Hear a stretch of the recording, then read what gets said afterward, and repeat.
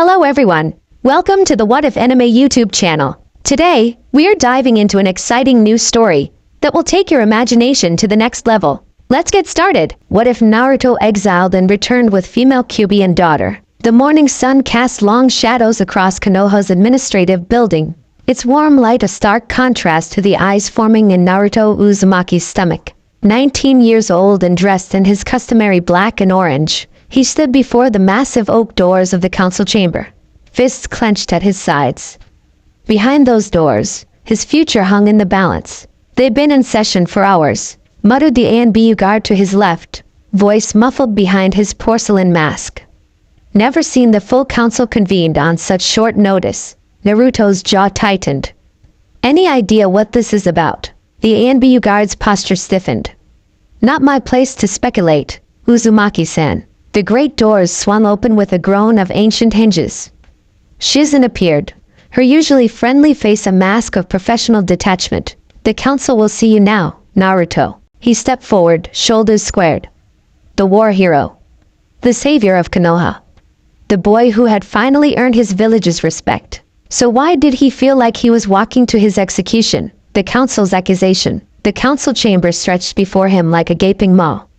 At the far end sat the Hokage's chair, occupied by Kakashi Hatake, his former sensei. Silver hair gleaming in the shafts of sunlight from high windows, his visible eye betraying nothing of his thoughts. To either side sat the representatives of Konoha's power structure, clan heads, military advisors, and civilian representatives, arranged in tiered seating like spectators at a gladiatorial match. Naruto's footsteps echoed in the unnatural silence.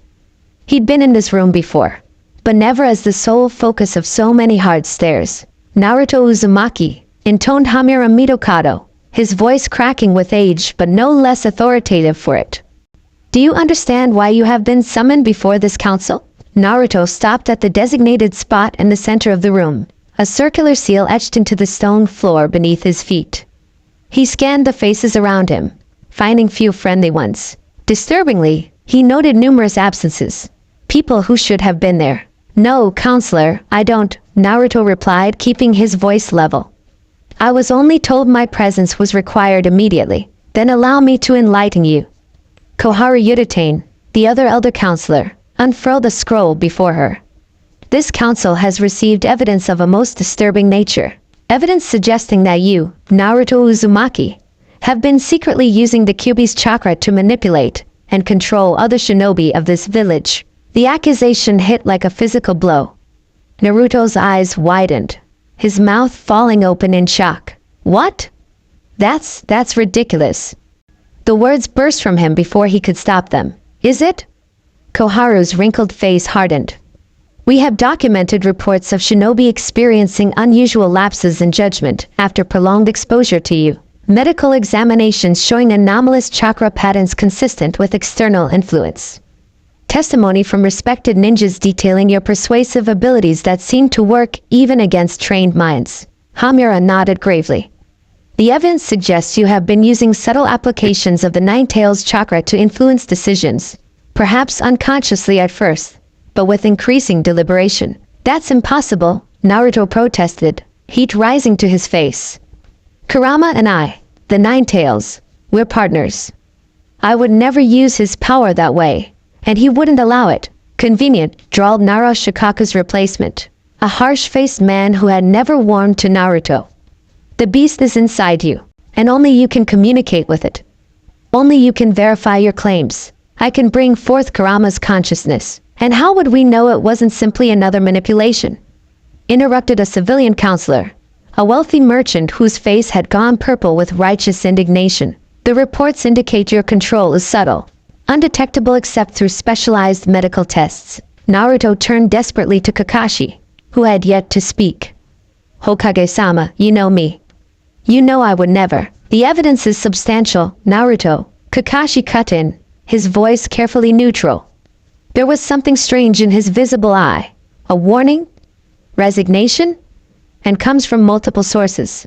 A rustle of papers drew Naruto's attention to his right. Shibi Aburame adjusted his dark glasses and spoke in his characteristic monotone. I have here written accounts from 7 Jonin-level shinobi describing incidents where they agreed to courses of action proposed by Uzumaki-san that, in retrospect, they would not have normally supported. All report a compelling feeling during these interactions. That's called friendship. Naruto's voice rose in frustration. People sometimes listen to their friends, perhaps, interjected Hayashi Hyuga coldly. But do they normally find themselves unable to recall their reasoning afterward? Do they normally report a distinctive red haze at the edges of their vision during these interactions?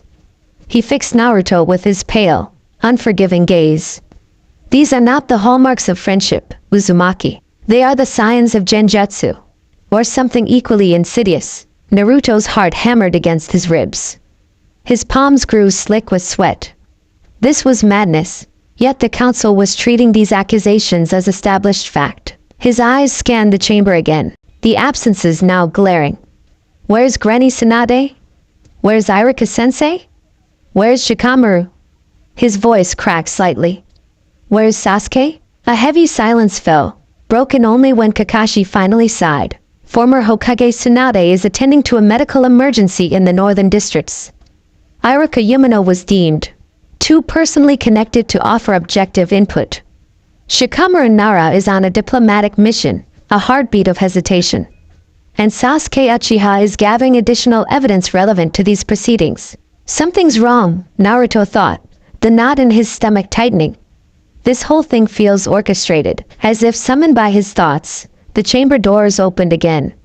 All heads turned to see a pink-haired figure enter, her medical uniform pristine, her expression grim. Naruto's chest tightened. Sakura. Friends divided. Sakura Haruno walked into the chamber with measured steps, a thick folder clutched to her chest. Her green eyes briefly met Naruto's, then slid away, focusing on the council elders. You have the medical reports, Haruno-san? Koharu inquired. Yes, counselor. Sakura's voice was clinical, detached. As requested, I've performed comprehensive examinations on the affected shinobi. And your findings? Prompted Hamura. Sakura opened the folder, the rustle of paper deafening in the tense silence. All subjects exhibit unusual chakra flow patterns in the prefrontal cortex, the region associated with decision-making. These patterns are consistent with external chakra influence, showing similarities to certain genjutsu techniques, but with distinct characteristics that appear to be unique to. She hesitated, just for a moment. Unique to Kyuubi chakra exposure. The betrayal sliced through Naruto like a poisoned kunai. Sakura, what are you doing? You know me. Her eyes finally met his, and what he saw there confused him further.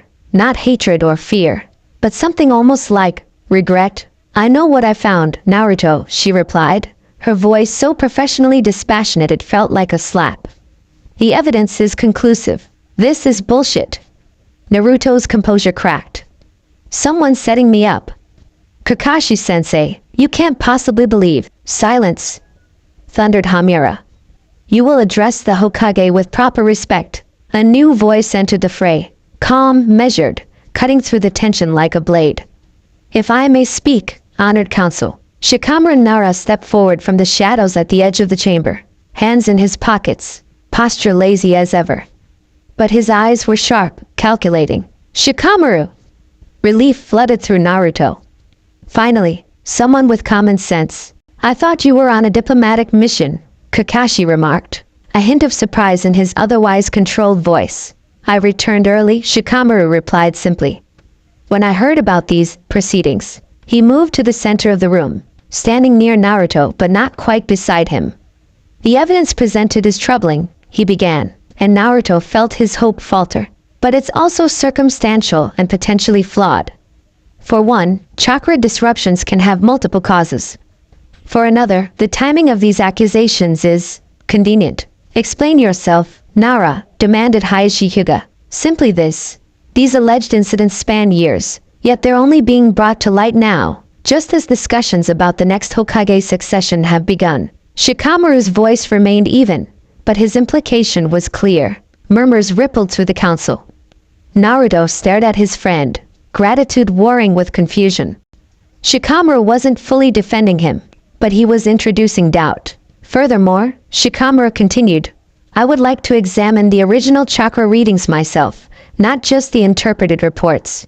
As Konoha's chief strategist, I believe I'm entitled to verify evidence in matters of village security. Your concerns are noted, Nara-san, Koharu said coldly. But this council has already reviewed the raw data. The findings are unambiguous. Then you'll have no objection to my reviewing them as well, Shikamaru countered. Before anyone could respond, the doors burst open again. Hinata Hyuga rushed in, her normally pale face flushed, her Byakugan activated in her agitation. "Father!" she cried, ignoring protocol. "Honorable Council, this is a mistake." Hayashi rose to his feet, face darkening with anger. "Hinata! You forget yourself. You were not summoned to this hearing." "I couldn't stay away," she said, her voice stronger than Naruto had ever heard it. Gam was the shy girl of the youth. In her place stood a confident woman, a powerful jonin in her own right. "What you're accusing Naruto of is impossible. As a Byakugan user, I've observed his chakra network for years.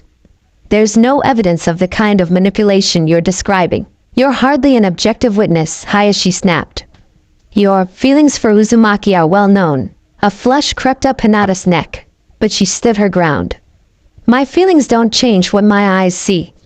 And they don't see what you're claiming. Your Byakugan abilities, while impressive, are not specialized in medical chakra detection," Sakura interjected quietly. "The influences we're discussing are subtle, molecular-level alterations that standard dojutsu wouldn't necessarily distinguish from normal chakra patterns." "That's convenient," came another new voice.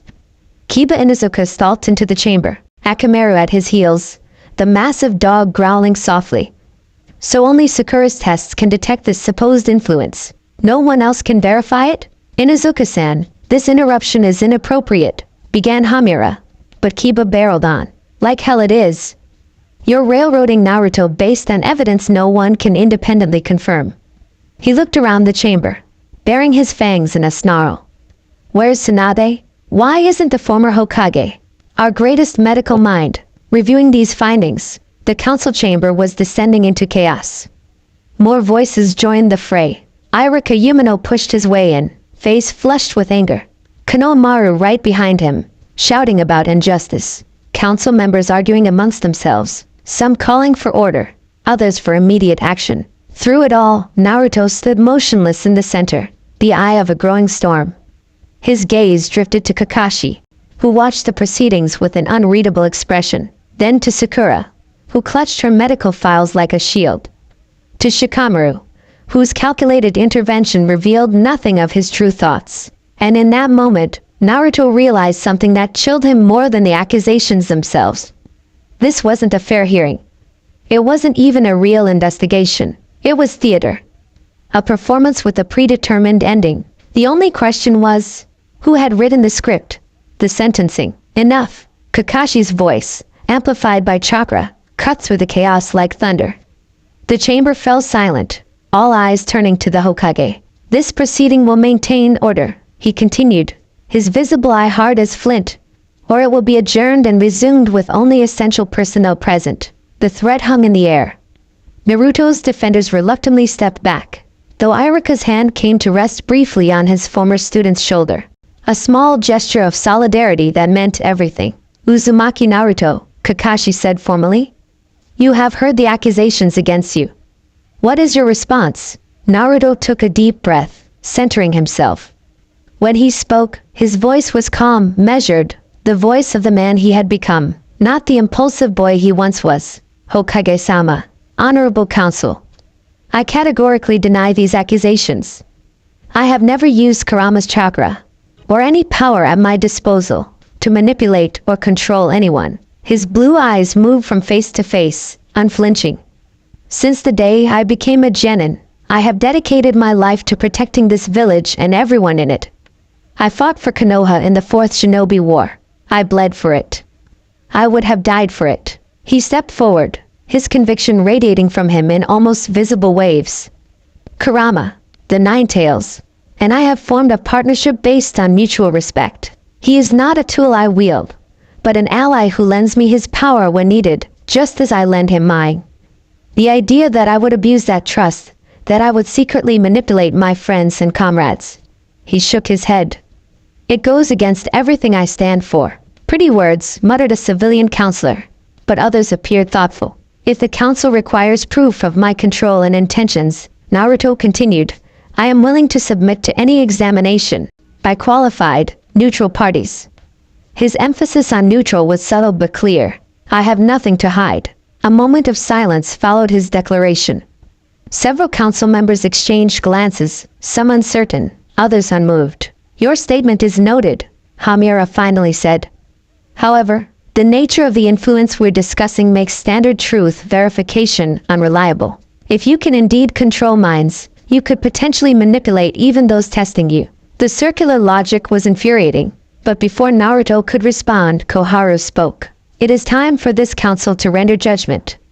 We will vote on the appropriate response to these findings. Findings? Iruka erupted from the side of the room. You haven't proven anything. This isn't justice. It's a farce. Iruka. Kakashi's voice cracked like a whip.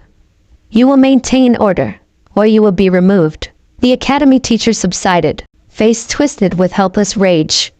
Naruto caught his eye and gave a small shake of his head. It's okay, he tried to convey.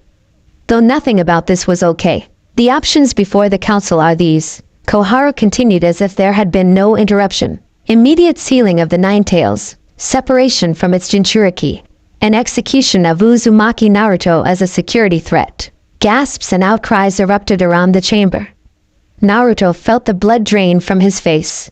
Alternatively, she raised her voice over the commotion, permanent exile, with chakra restrictions to prevent further manipulation, and continuous monitoring. Those can't be the only options.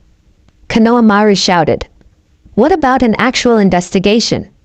What about a defense? The investigation has been conducted, Hamira replied coldly. The evidence has been presented. Now we must ensure Konoha's safety. Council members will now vote, Koharu announced. Those in favor of the first option, sealing and execution, raise your hands. Naruto's heart hammered against his ribs as several hands went up, mostly civilian council members, but also, to his dismay, representatives from several shinobi clans. Those in favor of the second option, permanent exile with restrictions, more hands rose. Naruto counted quickly. It was close, too close. His life hanging by the slimmest of margins. Kakashi cleared his throat. As Hokage, in matters of grave consequence, my vote counts for 3. He paused, his eye finding Naruto's. I vote for the second option. Exile, not execution. Relief crashed through Naruto like a tidal wave, nearly buckling his knees. Not because exile was any kind of victory, but because it bought him time. Time to figure out what was really happening. Time to clear his name. The council has decided, Koharu announced. Uzumaki Naruto, you are hereby sentenced to permanent exile from Konohagakure and all Fire Country territories. Your chakra will be restricted by specialized seals. You have 24 hours to depart, after which time your presence in Fire Country will be considered an act of aggression, to be met with lethal force. The pronouncement fell like a physical weight. Naruto stood motionless, struggling to process the reality that the village he had fought for, bled for, nearly died for, was casting him out. This is a mistake. Hinata's voice trembled with emotion. One you will come to regret bitterly. The council's decision is final, Hamira declared. This session is adjourned. As the council members began to rise, the great doors swung open once more. A tall figure stood silhouetted against the light from the hallway. Dark hair, aristocratic features, mismatched eyes, one black, one purple with concentric rings. Sasuke Uchiha had finally arrived. Midnight departure. Rain pelted the windows of Naruto's small apartment, the weather a perfect mirror of his mood. Lightning flashed, illuminating the sparse room where he'd spent so little time in recent years. Always away on missions, always serving the village that had now rejected him. He moved methodically, packing only essentials into a weathered backpack. Weapons, scrolls, a change of clothes, basic medical supplies. What did one pack for permanent exile? His hands faltered over the framed photo of Team 7, Sasuke, Sakura, himself, and Kakashi. After a moment's hesitation, he left it on the shelf. That team was gone, had been gone for years, no matter how he tried to pretend otherwise. The confrontation with Sasuke after the council meeting replayed in his mind for the 100th time. Asterisk, you're behind this, Naruto had said, cornering Sasuke in an empty corridor as council members filed out. Why, Sasuke? After everything we've been through? Asterisk. Sasuke's face had remained impassive, but something like satisfaction flickered in his mismatched eyes. You've always been naive, Naruto. Always believing in the good in people. Always thinking your little speeches about friendship could change the world. Asterisk, they changed you once, Naruto had countered. Asterisk, did they? A cold smile curved Sasuke's lips. Or did I simply bide my time, knowing there were paths to power that required patience? Asterisk, what power? You're already one of the strongest shinobi alive. Asterisk, there are different kinds of power. Sasuke had leaned closer, voice dropping to a whisper. Political power. Influence. The ability to shape the future of the shinobi world. As long as you remained in Konoha, with your war hero status and your ridiculous popularity, you were an obstacle. Asterisk, the truth had hit Naruto like a physical blow. You want to be Hokage. That's what this is about. Asterisk, Hokage is just a title. I want what comes with it. The authority to reshape this flawed system from the inside out. Sasuke's eyes had narrowed. You should thank me, Naruto. I could have pushed for execution. Exile gives you a chance to start over somewhere else, far from Konoha's politics. Asterisk, I'll be back, Naruto had promised, his voice low and dangerous. I'll expose what you've done. Asterisk, with what evidence? Against whose testimony? Sasuke had actually laughed then, a sound devoid of humor. Face reality, Naruto. You've lost. Asterisk. A sharp knock at the door jerked Naruto from the painful memory. He tensed, hand dropping to the kunai at his belt, then relaxed slightly as a familiar chakra signature registered. It's open, Iruka-sensei. The door swung inward, revealing his former teacher, soaked from the rain, face drawn with fatigue and worry. Iruka stepped inside, closing the door quietly behind him. You shouldn't be here, Naruto said, continuing to pack. Anyone seen with me is going to face suspicion. Let them suspect. Iruka's voice was rough with emotion. I don't care anymore. He set a sealed scroll on the table, alongside a small package wrapped in waterproof cloth. Supplies, he explained simply. And some things you might need.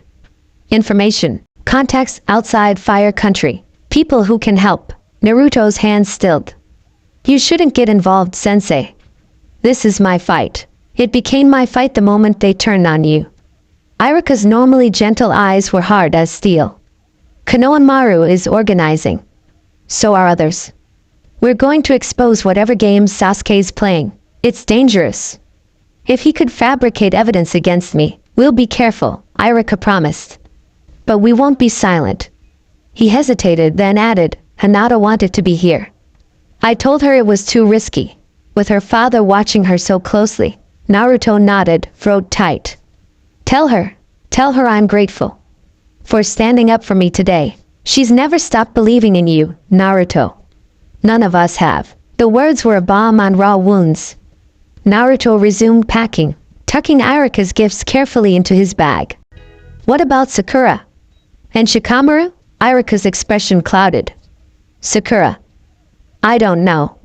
Her testimony was damning, but something feels off. She's been working closely with Sasuke in the hospital's research division. Perhaps too closely. And Shikamaru? Playing his own game, as usual. His intervention today was calculated, creating doubt without directly opposing the council. Iruka ran a hand through his damp hair. I think he suspects something bigger is happening, but he's positioning himself to investigate from the inside. Thunder rumbled overhead, rain lashing against the windows with renewed fury. Naruto zipped his pack closed, slinging it over his shoulder. The weight felt insignificant compared to the burden in his heart. I should go. The less time I give them to set up surveillance routes, the better my chances of slipping away cleanly. Iruka stepped forward, enveloping his former student in a fierce embrace. This isn't the end, Naruto. We'll find the truth. We'll bring you home. Naruto returned the hug, allowing himself this one moment of vulnerability. Take care of them, sensei. The ones who still believe. They broke apart, both blinking back tears neither would acknowledge. Naruto moved to the window, checking the storm-darkened streets for patrols. One more thing, Iruka said quietly. Kakashi. I think he's playing a double game. The way he steered the vote toward exile instead of execution. The look he gave you. Just remember, not everything is as it seems. Naruto absorbed this, nodding slowly. I'll remember. With a final glance around the apartment that had been his only real home, Naruto slipped into the rainy night, a shadow among shadows. The cemetery was deserted, rain turning the grounds to mud that sucked at Naruto's sandals as he made his way between the rows of monuments. The storm had lessened to a steady drizzle, but lightning still flickered occasionally, illuminating the stone markers in brief, ghostly flashes. He stopped before two particular stones, newer than many of the others. Minato Namikaze.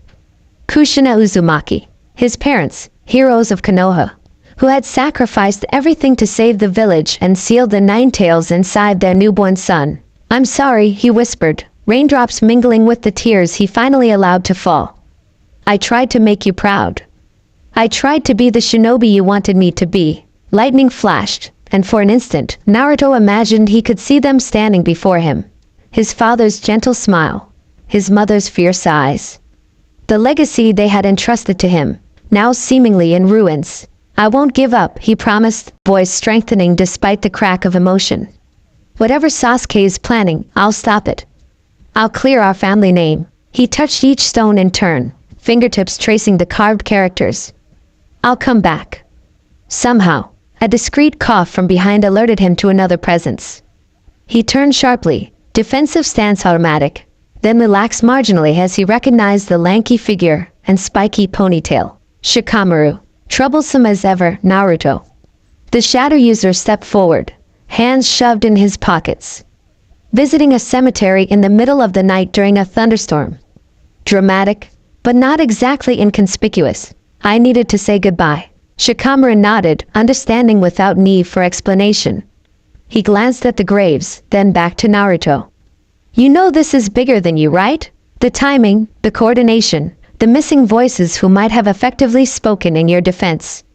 Someone's been planning this for months. Sasuke. Sasuke is the most visible player, but I doubt he's acting alone. Shikamaru's shrewd eyes narrowed. There are factions in Konoha. People who've never been comfortable with the peace we've built, who think we've grown soft. People who want to return to the old ways. When shinobi were weapons first, and people second. And getting rid of me helps them how? You're a symbol, Naruto. Of change, of cooperation between nations, of the possibility that even-tailed beasts and humans can work together as equals. A rare, genuine smile flickered across Shikamaru's face. You're living proof that their worldview is outdated. That makes you dangerous. Naruto absorbed this, rain dripping from his hair into his eyes.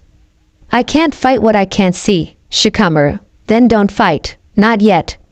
Shikamaru stepped closer, lowering his voice further. Go far away. Build a new life. Let them think they've won. While what?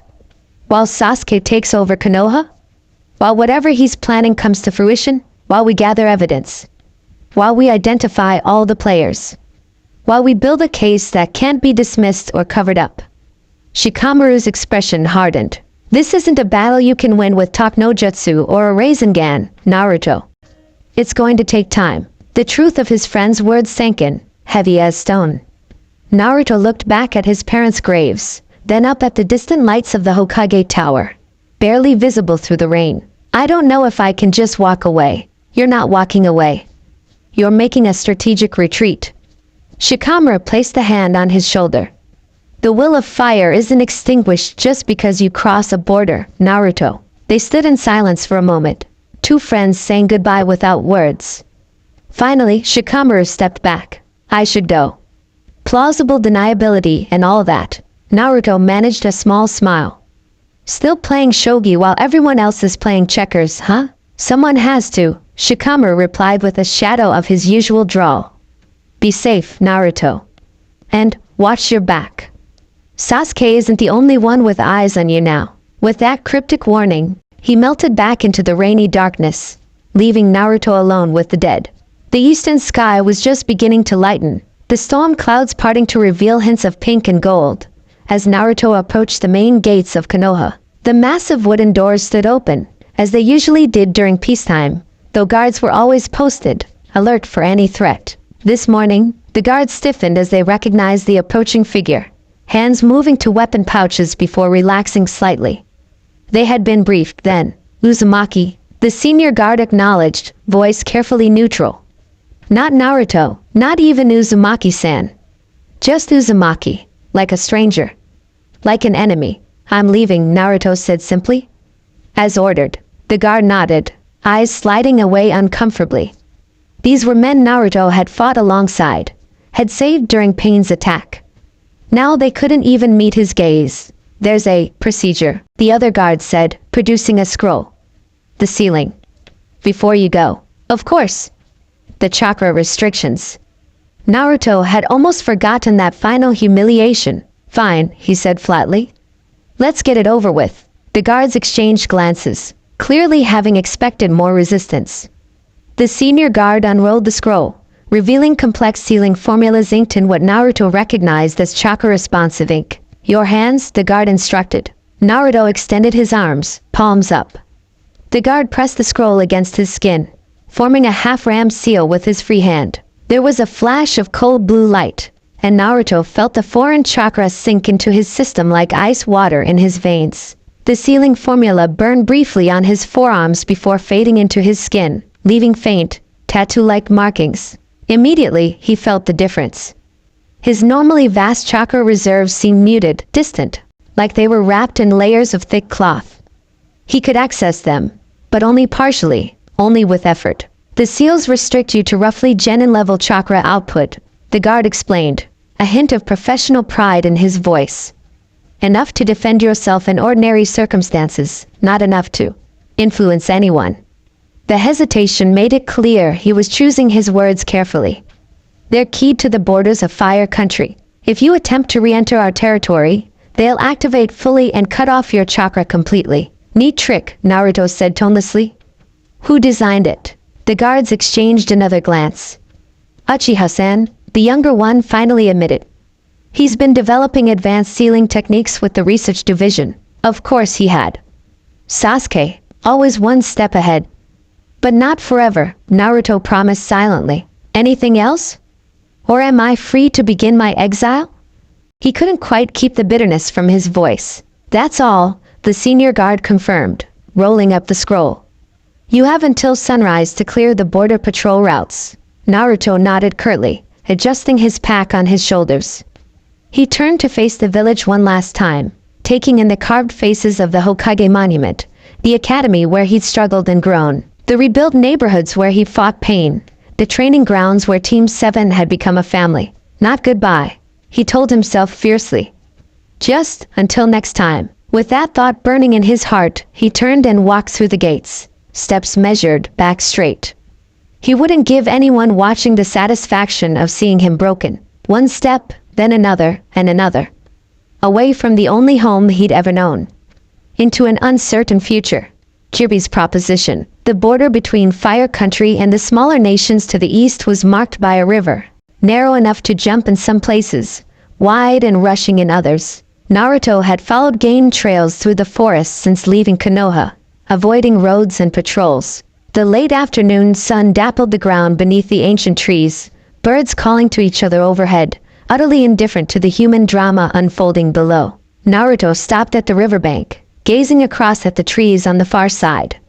They looked exactly the same as the ones behind him, yet crossing that arbitrary line would make him officially in exile, no longer a shinobi of Konoha. No longer a citizen of Fire Country. Just Naruto. Who am I, if not the boy who wanted to be Hokage? The question echoed in his mind, bringing with it a wave of loss so intense he nearly staggered. Taking a deep breath, he stepped into the shallows, cool water swirling around his ankles. One step, then another. Midstream, he paused, looking back toward the village hidden among the leaves, now miles behind him. I'll be back, he whispered to the wind, the promise catching in his throat like a jagged stone. He took the final steps across the river, water rushing against his calves as though trying to push him back toward home. His sandals sank into the muddy bank on the other side, foreign soil now. The impact hit him instantly.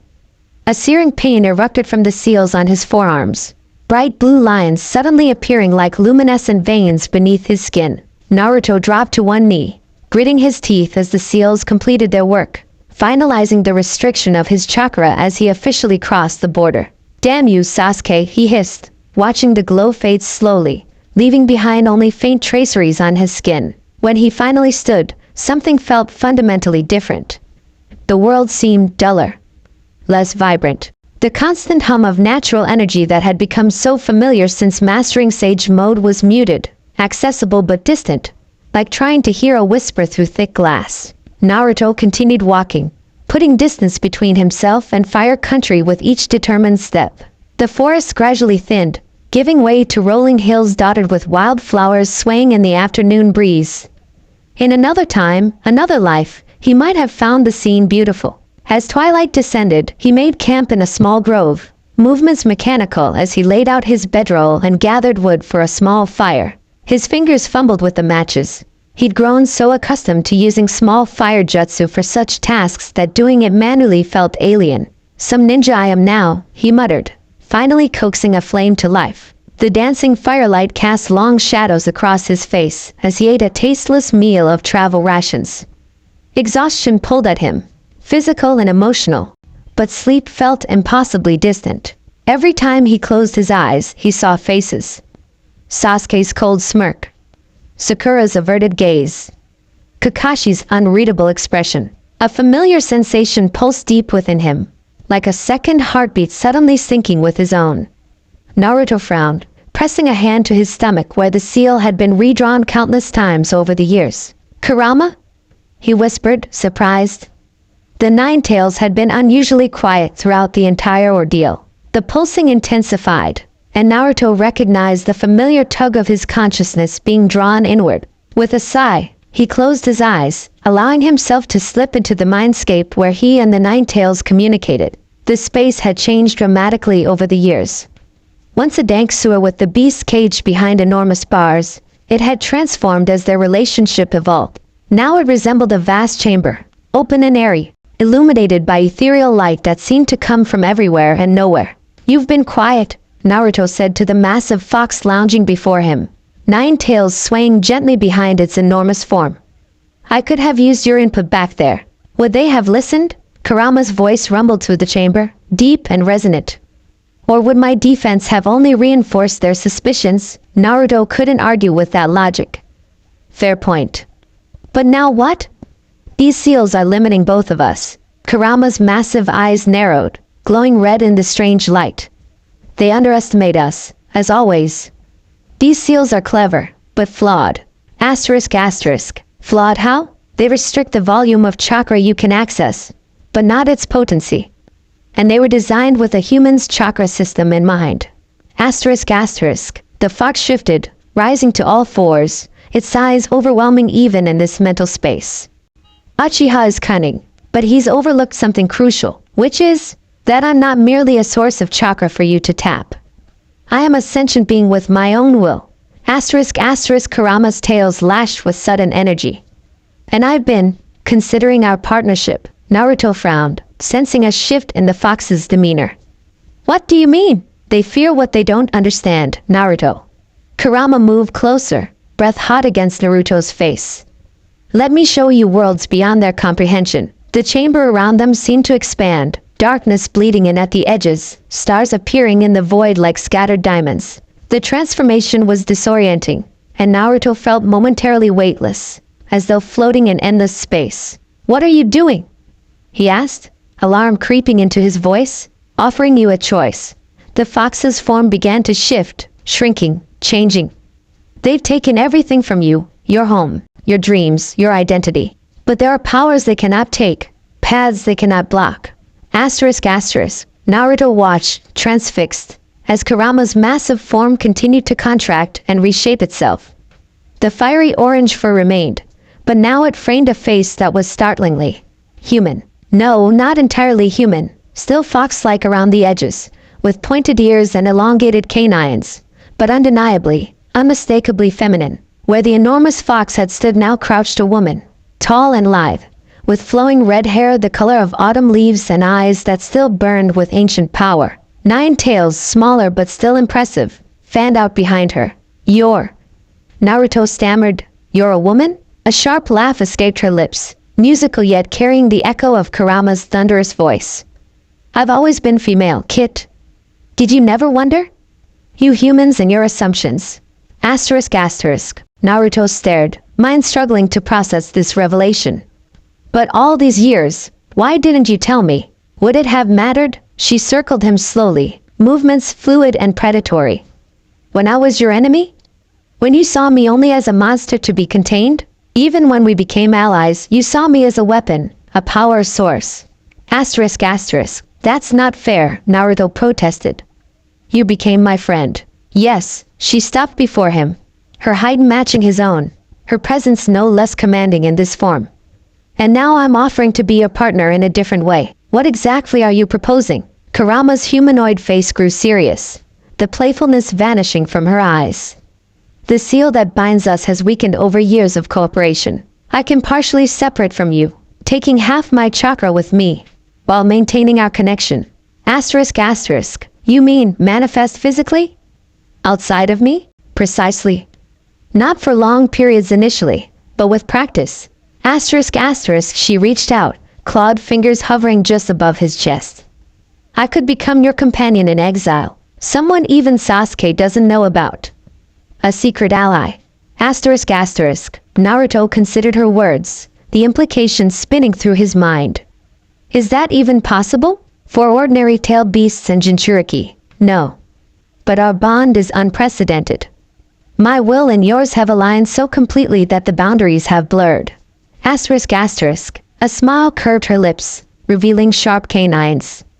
"Besides, these seals were designed to restrict your access to my chakra, not to prevent me from accessing it myself." The mindscape around them rippled like water disturbed by a stone, responding to Naruto's conflicting emotions. Hope warred with suspicion, desperation with caution. "Why?" he finally asked. "Why offer this now?" Kurama's expression softened almost imperceptibly. "Because I've lived within you since the day of your birth, Naruto Uzumaki. I've felt every tear you've shed, every blow you've taken, every moment of loneliness and rejection. And now they've taken everything from you, again." Her eyes flashed. "Even I have my limits for witnessing injustice." Naruto studied her, this new form of his oldest companion, searching for deception and finding none. What did he have to lose? His village had rejected him. His friends had abandoned him. His dreams had crumbled to ash. "If we do this," he began slowly, "what would it mean for us? It would mean freedom, of a sort, for both of us. I would no longer be merely a prisoner or power source. You would no longer be alone." She extended her hand, palm up, claws gleaming in the ethereal light. "It would mean facing whatever comes next together, as equals." Naruto looked at her outstretched hand, then back at her face, ancient and new all at once, familiar yet strange. In her eyes, he saw thousands of years of pain, of being feared and hated and used. Not so different from his own childhood, just on a vastly different scale. With a deep breath, he placed his hand in hers. "Equals," he agreed. Kurama's smile was fierce and wild. "Then let us begin." The mindscape erupted in light, blinding and all-encompassing. Naruto felt a pulling sensation, as though something essential was being carefully extracted from his very core. Not ripped away, more like untangling two threads that had been woven together for too long. In the physical world, his body convulsed once, powerfully, back arching off the ground. The seal on his stomach glowed with intensity that would have been visible from miles away had anyone been watching. Tendrils of red chakra seeped from his body, coalescing beside him into a shape that solidified with each passing moment. When the light finally faded, Naruto lay gasping on the forest floor, feeling simultaneously emptier and lighter than he had in years. Beside him, illuminated by the dying embers of his forgotten fire, crouched a woman with flame-red hair and 9 gently swaying tails. Kurama raised her hands before her face, examining them with evident fascination. It worked, she said, her voice now fully humanized though still carrying an inhuman resonance. I'd forgotten what it feels like to have a body of my own. Naruto struggled to sit up, head spinning from the chakra extraction. You're really here. I am. She flexed her fingers, rolled her shoulders, swished her tails experimentally. Though maintaining this form will take practice. We're still connected, see? She pointed to his stomach, and Naruto looked down to see his seal had changed. Instead of the familiar spiral, it now resembled a half moon, curved like a smile. Half of me remains within you, she explained. Half is now here. A perfect balance. Naruto reached out hesitantly, then paused. Can I? Kurama nodded, and he touched her arm gingerly, half expecting his hand to pass through. But her skin was warm and solid beneath his fingers, textured with the finest dusting of downy fur. This is...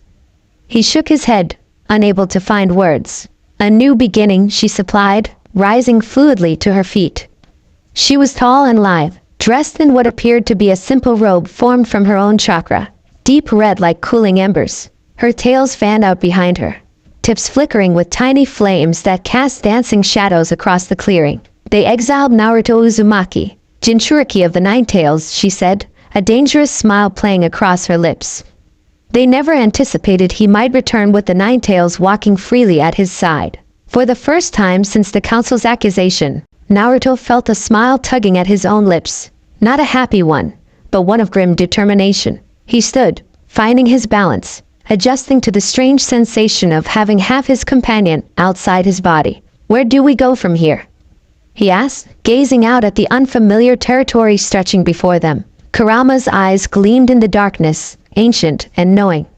East, beyond the map territories, there are places even I have not seen in centuries. Valleys untouched by human wars, mountains that remember the time before Shinobi. And then we grow stronger, she said simply. We learn what it means to be partners in this new way. We discover what we can become together. Her tails swished with anticipation, and Naruto felt an answering pulse from the half-moon seal on his abdomen. A resonance between their still-connected chakras. They'll regret underestimating us, he said quietly, the words not a threat but a simple statement of fact. Kurama nodded, her expression softening as she looked at the human who had changed everything for her. Yes, she agreed. But first, we must become something they could never imagine. As the night deepened around them and the fire died to glowing embers, Jinchuriki and tailed beasts, now man and woman, partners in a way unprecedented in the long history of their kinds, gazed at the star-filled sky, the first page of their new story already being written. Behind them lay betrayal, pain, and loss. Before them stretched mystery, possibility, and the freedom of the unknown, and between them sparked the beginning of something that would one day shake the very foundations of the shinobi world. Dawn broke over the eastern hills, painting the unfamiliar landscape in shades of gold and amber. Naruto blinked awake, momentarily disoriented by the absence of Konoha's familiar sounds. No distant market chatter, no academy students practicing shuriken throws, no A&BU patrols ghosting across rooftops. Instead, birdsong filled the air, pure and untamed. The scent of wildflowers and morning dew tickled his nostrils. And beside him, Naruto bolted upright, memories of the previous night flooding back as his gaze landed on the red-haired woman curled at the edge of their makeshift camp. Kurama, the nine-tailed fox. His lifelong burden and reluctant ally, now somehow transformed into this humanoid figure with 9 tails fanned out behind her like a living flame. Stop staring, she murmured without opening her eyes. It's impolite. Sorry, Naruto said automatically, then frowned. Wait, how long have you been awake? Crimson eyes blinked open, regarding him with ancient amusement. I don't require sleep the way humans do. I was meditating. Adjusting to this form, she uncurled in one fluid motion, rising to her feet with predatory grace. The morning light caught her hair, setting it ablaze like living fire. Her tails swished behind her, their tips occasionally flickering with actual flame that dissipated into the air. We should move, she said, scanning the horizon. Your village may not be actively hunting you yet, but word travels quickly in the shinobi world. Naruto nodded, gathering his sparse belongings and dousing the remnants of their fire. A question that had been nagging at him since their transformation finally spilled out. Can others see you? I mean, are you physically here? Or is this some kind of chakra projection that only I can perceive? Kurama's lips curved into a smile that revealed slightly elongated canines. Would you like a demonstration? Before Naruto could respond, she strode to the nearest tree, a towering oak at least a century old, and laid her palm against its rough bark. With a casual flex of her clawed fingers, she splintered the wood, leaving 5 deep gouges in the ancient trunk. Physical enough for you? She asked dryly. Naruto gaped, then whistled low. That's going to take some getting used to. For both of us, she agreed, examining her clawed hand with a mixture of satisfaction and unfamiliarity. This form is different from my true self. Smaller. More contained. But it will serve our purposes. Which are what, exactly? Naruto shouldered his pack, wincing slightly as the motion pulled at muscles still sore from yesterday's ordeal. We can't just wander aimlessly forever, can we? Kurama's head tilted, an oddly animalistic gesture despite her humanoid appearance. Freedom is a novel experience for both of us, Kit. Perhaps we should savor it before burdening ourselves with purpose. The casual Kit, her longtime nickname for him, sounded different now, spoken aloud rather than echoing in his mind. More personal somehow, yet also more distant. I can't just forget Konoha, Naruto said quietly, eyes drifting westward where his village lay beyond the horizon. What Sasuke did, what he's planning, I can't pretend it doesn't matter. I wouldn't expect you to, Kurama replied, her tone softening marginally. But vengeance is a poor companion for the road ahead. Trust me, I've walked with it for centuries. She stepped closer, her presence radiating an unnatural heat that pushed back the morning chill. First, we learn what we become. Then, we decide what to do about it. Naruto met her gaze, still unsettled by seeing those familiar eyes. Eyes he'd first encountered with terror, then defiance, then grudging respect. Now set in a face that could almost pass for human. Fine, he conceded. East it is. They set off as the sun climbed higher. 2 figures cutting a strange silhouette against the wild landscape. One blonde and blue-eyed and tattered orange and black. The other flame-haired and fox-tailed, moving with inhuman grace beside him. A new companion. You're brooding again, Kurama observed 3 days later, as they made camp in a sheltered ravine. Wind howled above, but their position among the twisted junipers kept the worst of it at bay. I'm not brooding, Naruto muttered, struggling to light their fire with flint and steel. Another skill made cumbersome by the chakra restrictions. I'm concentrating on your many regrets and the injustice of your situation, no doubt. Kurama rolled her eyes, then casually flicked a claw toward the kindling. A tiny spark leapt from her fingertip, igniting the dry wood instantly. Naruto stared at the suddenly roaring fire, then at Kurama. You could have done that 3 nights ago. You never asked, she replied with infuriating calm, settling across from him. The firelight danced across her features, highlighting the inhuman angles of her face. The slightly too sharp cheekbones, the vertical pupils in her crimson eyes, the faint markings that whispered across her skin like living calligraphy. That's not, Naruto began, then exhaled sharply. We need to establish some ground rules here. Rules? Kurama's tails bristled slightly. I've had enough of cages and constraints, Uzumaki. Not those kind of rules, Naruto amended hastily. Just expectations. Communication. I don't know what you can do in that form. You don't know what I can do with these seals limiting me. We need to be honest with each other.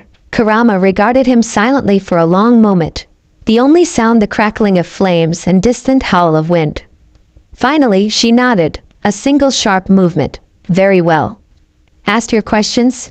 Naruto leaned forward, elbows on knees. Can you still use all your powers? Not all, and not at full strength, she replied, raising a hand and allowing chakra to dance like crimson lightning between her fingers. This form can channel perhaps a third of my true capacity. Any more would destabilize it, and the connection between us? Still there, though changed. She gestured to his stomach, where the half-moon seal lay hidden beneath his clothes. The halved seal allows chakra to flow both ways now. I can draw from you as you have drawn from me, though I suspect your human body could not withstand much of that. Naruto digested this, watching the flames dance. Can you return? Back inside the seal, I mean. Something flickered across Kurama's face. Perhaps apprehension? Why? Do you wish me to? No. The denial came quickly, surprising them both with its vehemence. No, I just need to understand our options. Her posture relaxed slightly. Yes, I can return. The process would be painful for both of us, but possible. Her eyes narrowed. Though I have no intention of doing so without dire necessity. Fair enough. Naruto pulled out dried rations from his pack, offering her a portion which she accepted with visible distaste. What about human interaction? We can't exactly stroll into a village with you looking like that. Kurama glanced down at herself. The flowing robes of materialized chakra, the visible tails, the clawed hands. You find my appearance displeasing? That's not what Naruto backpedaled, flustered by the unexpected question. You look fine. Good even. Just not human. Something like amusement flickered in her eyes. I can appear more human with concentration. Her form shimmered slightly, the tails fading from view though not entirely disappearing. More like they became translucent, visible only from certain angles. Her claws retracted. Her ears became less pointed, the markings on her skin fading to faint lines that might be mistaken for unusual tattoos. Better? She asked, her voice slightly strained from the effort. Naruto nodded, impressed despite himself. How long can you maintain that? A few hours at most, currently, she admitted, releasing the transformation with a visible ripple of relief. It requires constant chakra control. We'll need to practice, Naruto said, brain already mapping out training scenarios. And you'll need clothes, real ones, not just chakra constructs. And a cover story. Kurama's expression soured. I am not pretending to be a wife. I wasn't going to suggest that.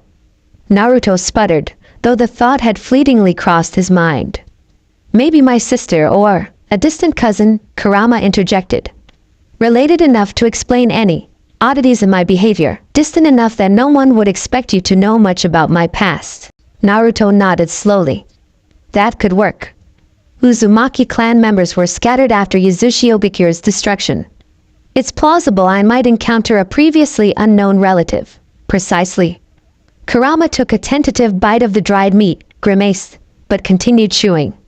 You may call me Kurama even among others. It's not a name known to most humans. What about your chakra signature? Naruto asked.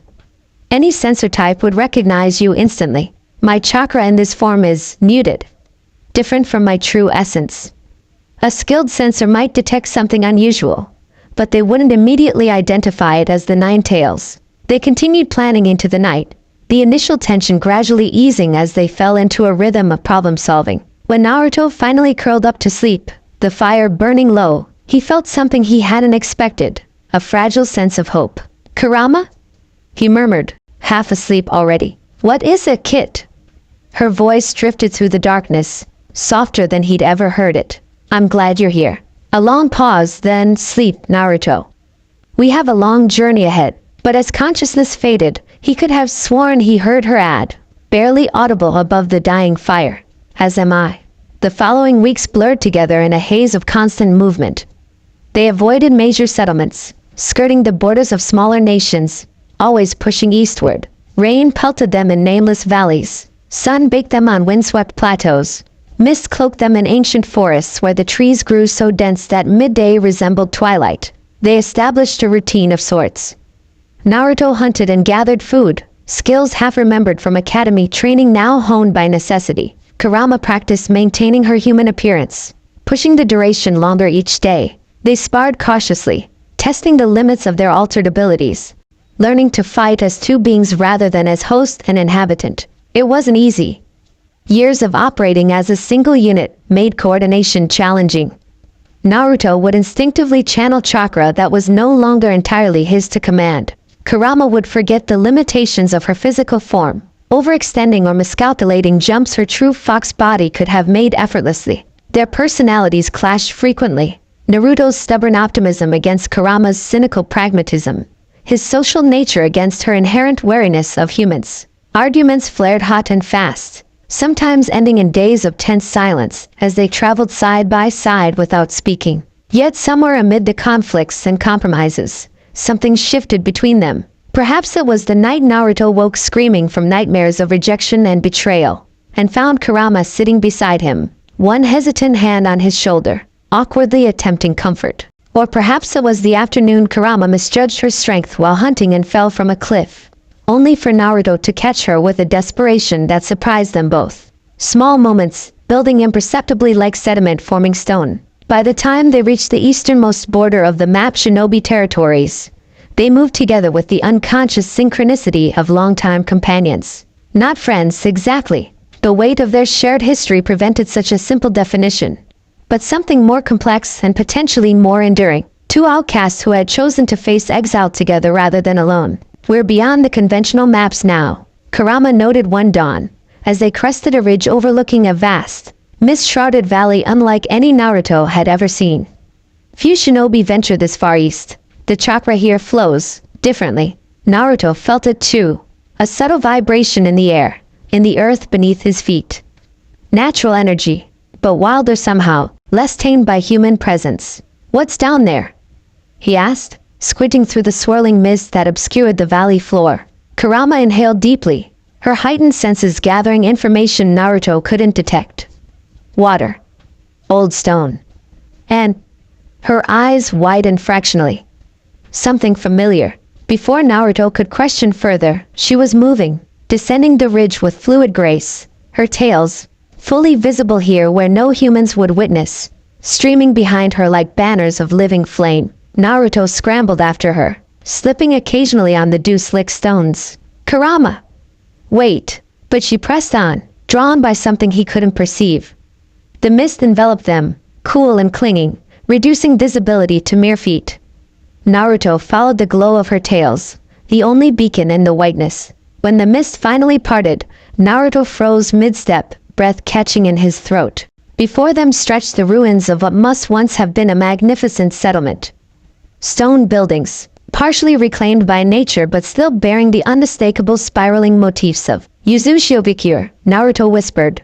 But even as the word left his lips, he knew it wasn't quite right. Not the main village, Kurama corrected, her voice hushed with what might have been reverence. An outpost. A sanctuary? Your mother's people built many such places. Repositories of knowledge, havens for those with special talents or burdens. She moved forward, touching a weathered stone pillar with something like tenderness. I was brought here once, centuries ago, when your ancestor Mito Uzumaki first sealed me within herself. The Uzumaki clan had methods for communicating with tailed beasts, even against our will. Naruto studied the ruins with new eyes, noticing details his initial shock had overlooked. The precisely positioned buildings forming a massive seal pattern visible only from above. The stone channels carved to direct water and presumably chakra in specific flows. The weathered statues of creatures half fox, half human. My family lived here? He asked, touching a spiraling symbol etched into a fallen archway. Some did, Kurama replied. The Uzumaki were secretive, even among themselves. Different branches specialized in different sealing arts. This settlement focused on. She hesitated. On harmonizing with natural energy. On communication across barriers. Between humans and spirits, between worlds. Naruto's head snapped up. Like the toads of Mount Mayaboku? Sage techniques? Similar principles, different methods. Kurama closed her eyes, inhaling deeply. The knowledge is lost now, but the place remembers. The stones still hold chakra imprints. As if in response to her words, the air around them shimmered faintly, like heat waves rising from sun-baked earth. Naruto felt a strange resonance within his own chakra, as though something in this place recognized something in him. We should stay, he said suddenly, the decision crystallizing with unexpected clarity. At least for a while. Kurama opened her eyes, studying him with an unreadable expression. Why? Because... Naruto gestured around them, struggling to articulate the bone-deep certainty he felt. Because this is part of who I am. Who I was meant to be, maybe, before everything went sideways. And because it's safer here than anywhere else while we figure out our next move. A smile tugged at Kurama's lips, transforming her severe features into something almost gentle. I was hoping you'd say that. The hidden valley. They explored the valley methodically over the following days, mapping its contours, cataloging its resources. Besides the main ruins, they discovered smaller structures scattered throughout. meditation pavilions perched on lonely promontories, storage chambers carved into hillsides, training grounds marked by weathered posts and faded boundary lines. The valley itself seemed to exist in a perpetual state of twilight, regardless of the actual time of day. Mist clung to its lower reaches while the upper slopes basked in clear light. A winding river bisected it, feeding a series of terrace pools clearly designed by human hands. Though nature had long since blurred their clean lines, this place was built to harness natural energy. Kurama explained as they examined one such pool where the water swirled in perfect spirals without any visible current causing the motion. Uzumaki understood that chakra flows like water. It follows paths of least resistance, accumulates in natural reservoirs, changes course when channeled properly. Naruto dipped his fingers in the spiraling water, feeling a pleasant tingle up his arm. Is that why I feel different here? Like my chakra is responding to something? Kurama nodded. Your bloodline resonates with this place. And she paused, looking uncharacteristically hesitant. So does mine. What do you mean? She gestured toward the fox-human hybrid statues they'd noticed earlier. Tailed beasts and Uzumaki have a complex history. Not all of it involves subjugation. Some branches of your clan sought understanding rather than control. Naruto absorbed this, connecting it to fragments of clan history he'd gleaned over the years. Is that why Mito was chosen as the first Jinchuriki? Because Uzumaki already had some connection to tailed beasts. Precisely. Kurama's tails swished behind her, betraying her agitation despite her calm tone. Not that it made my sealing any less maddening, but there was a certain logic to it. They continued their exploration, eventually selecting a relatively intact structure near the center of the ruins as their temporary home. Built of stone and clearly designed to withstand both time and attacks, it had retained most of its roof and all of its walls, though the wooden elements had long since rotted away. Naruto threw himself into restoration work with characteristic determination, scavenging usable materials from other ruins, fashioning basic furniture, rigging a system to collect rainwater. The physical labor was therapeutic, allowing him to channel his restless energy and lingering anger into something productive. Kurama, meanwhile, focused on investigating the knowledge left behind. Though most scrolls and books had disintegrated centuries ago, Uzumaki had encoded much of their most important information into the structures themselves. Sealing formulas carved into lintels, chakra theories mapped in the arrangement of garden stones, training methodologies preserved in the layout of practice grounds. Your clan was brilliantly paranoid, she commented one evening, as they sat beside a small fire in their increasingly comfortable shelter. They hid knowledge in plain sight, readable only to those who already knew what to look for. Naruto looked up from the piece of wood he was carving into a crude cup. Can you read it? Some, she admitted. Centuries sealed within Uzumaki hosts left me with impressions. Mito was particularly scholarly. Kushina, your mother, less so, but she had her specialties. At the mention of his mother, Naruto's hands stilled. What was she like?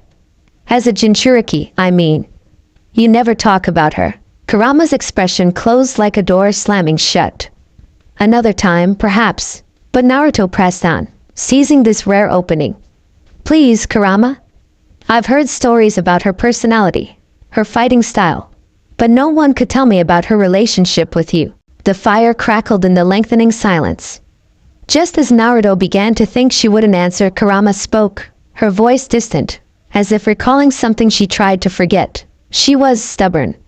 Fiercely so. More interested in binding me completely than in communicating. A pause. But not cruel. Not like some hosts. She spoke to me sometimes, especially during her pregnancy when her seal weakened. Not expecting answers, just thinking aloud. About what? A ghost of a smile flickered across Kurama's face.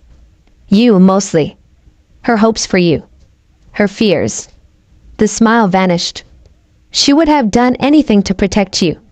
In the end, she did. The simple statement hung in the air between them, heavy with unspoken history. The night of Naruto's birth, when Kurama had been ripped from Kushina and controlled by Obito, when both his parents had died saving him and resealing the 9 tails within their newborn son. I'm sorry, Naruto said quietly. For what happened to you that night.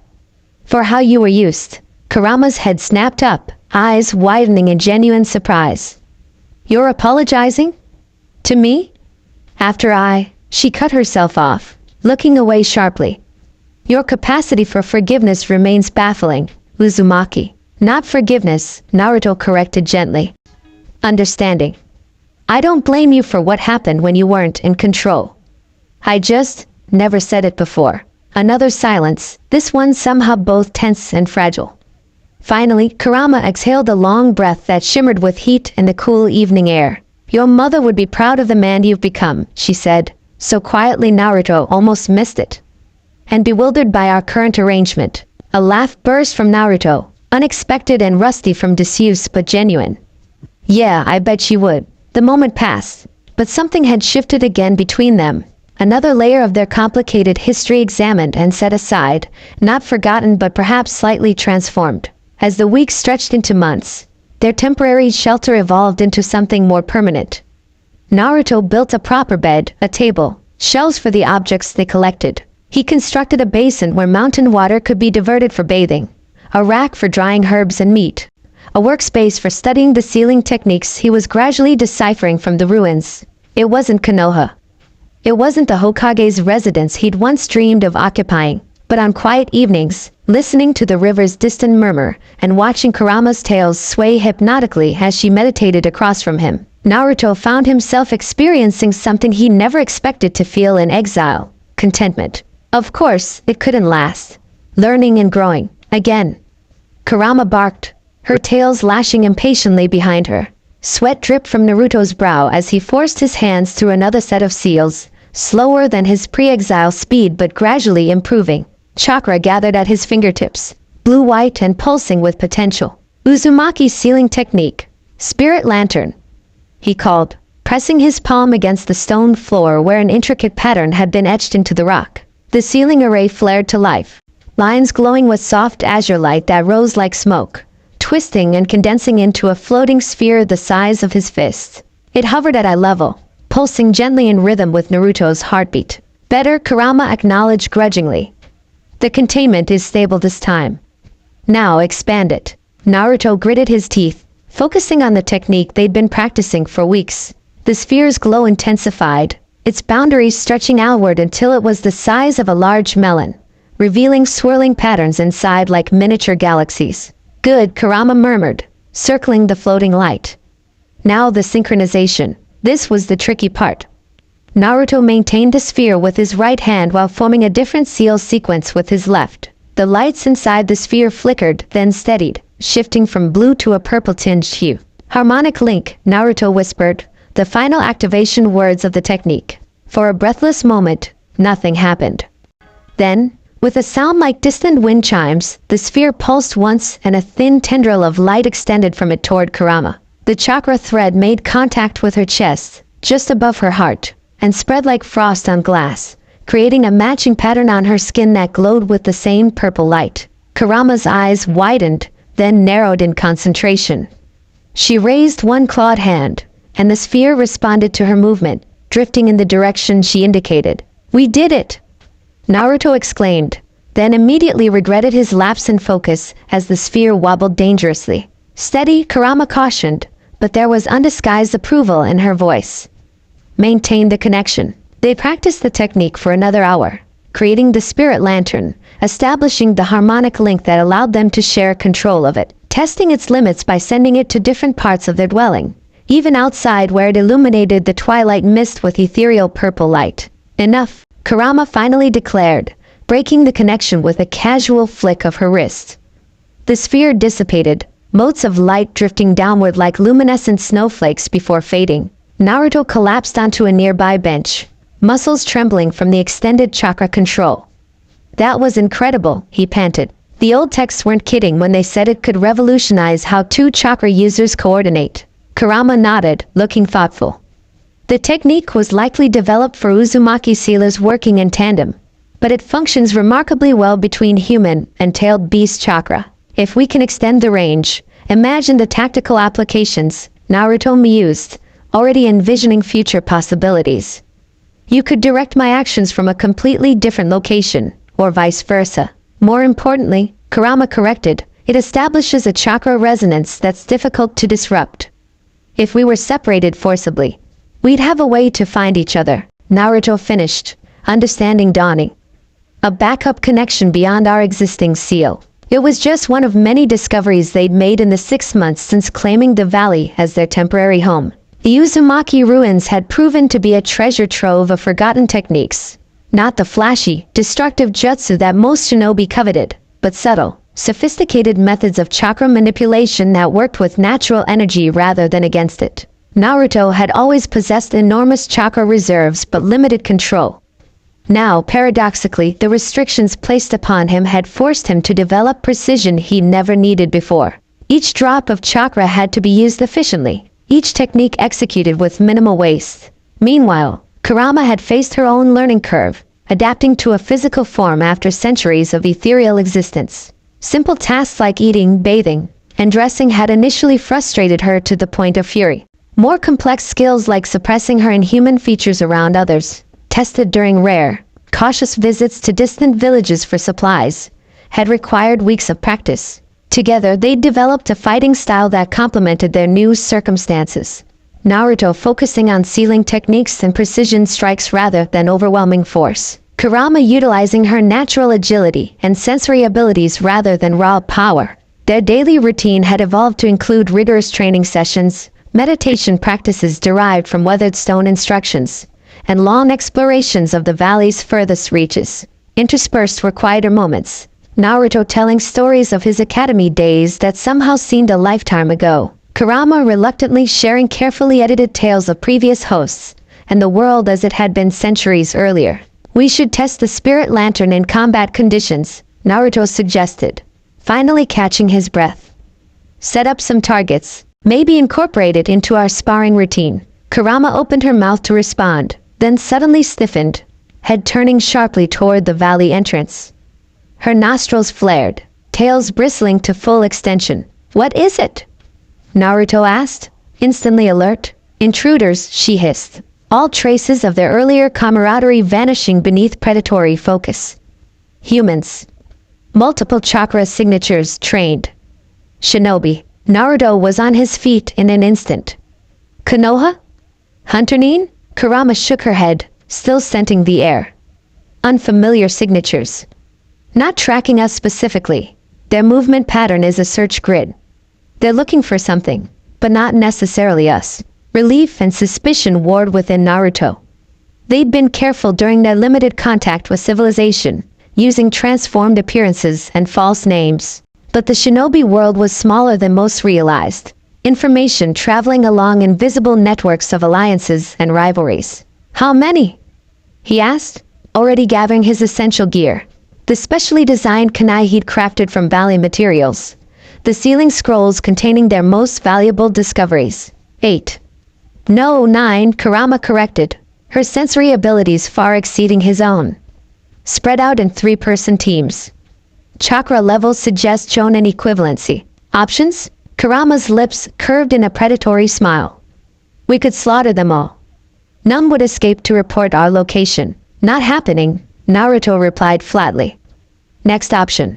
She rolled her eyes at his predictable response. "Hide, then. This valley has concealed secrets for centuries. It can mask our presence for a few days." Naruto nodded, continuing his rapid preparations.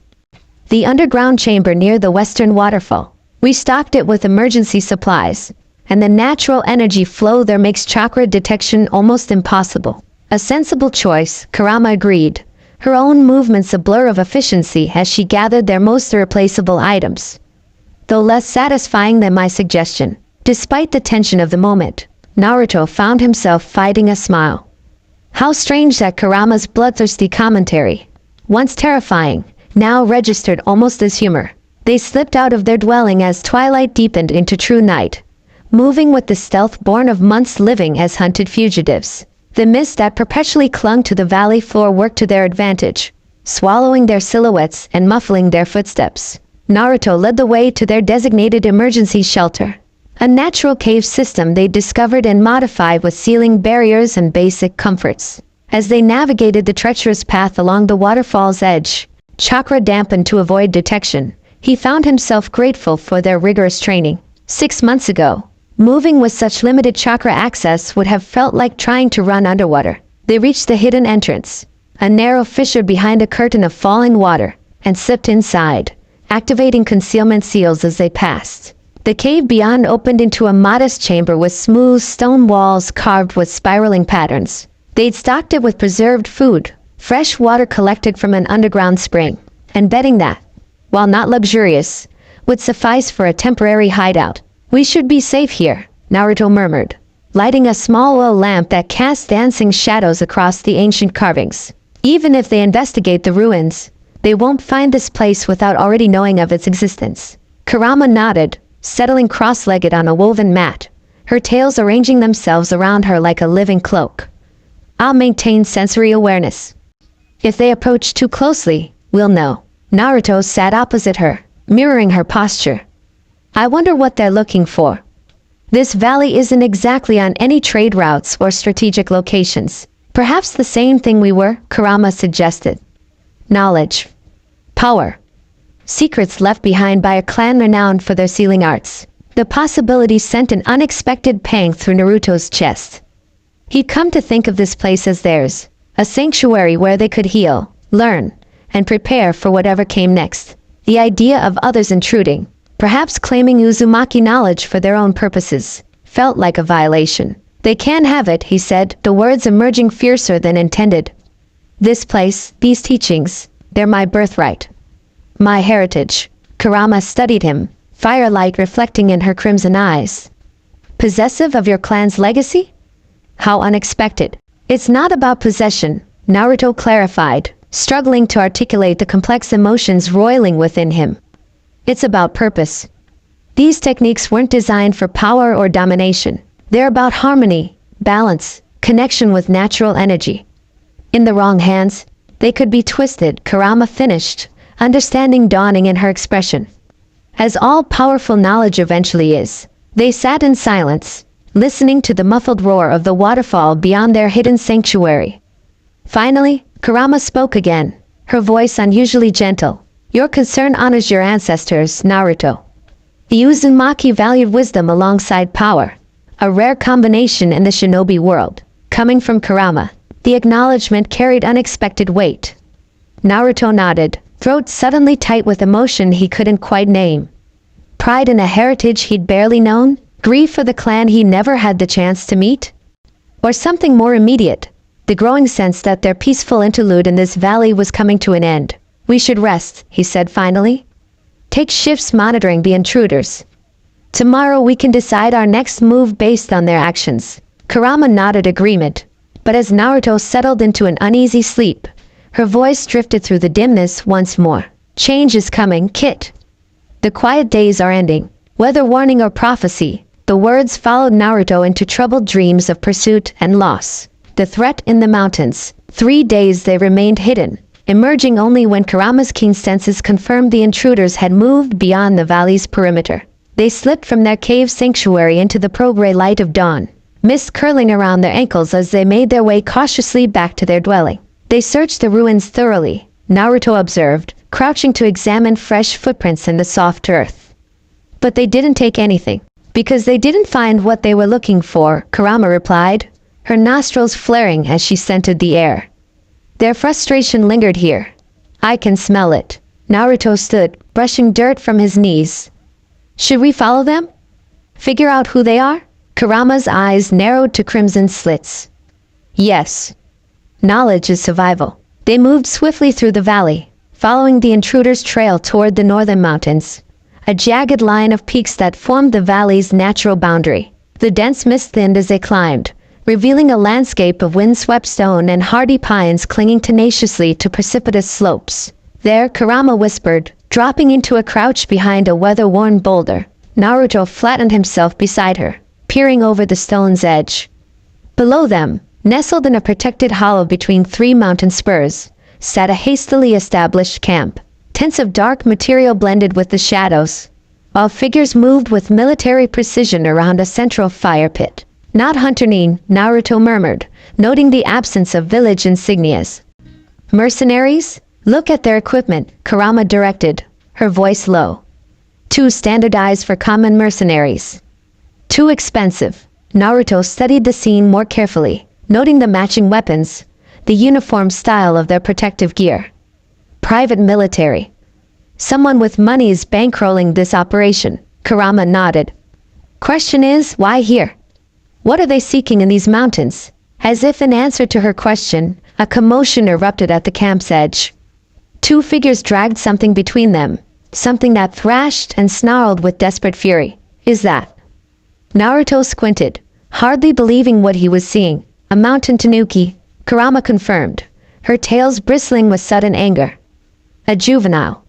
They've been capturing the valley's spirit creatures. The tanuki, a raccoon dog with distinctive markings that shimmered with subtle chakra, was forced into a reinforced cage. Even from their distant vantage point, Naruto could see strange seals inscribed on the metal bars, glowing faintly when the creature touched them. Containment seals, he hissed, recognizing the basic structure even if the specific formula was unfamiliar.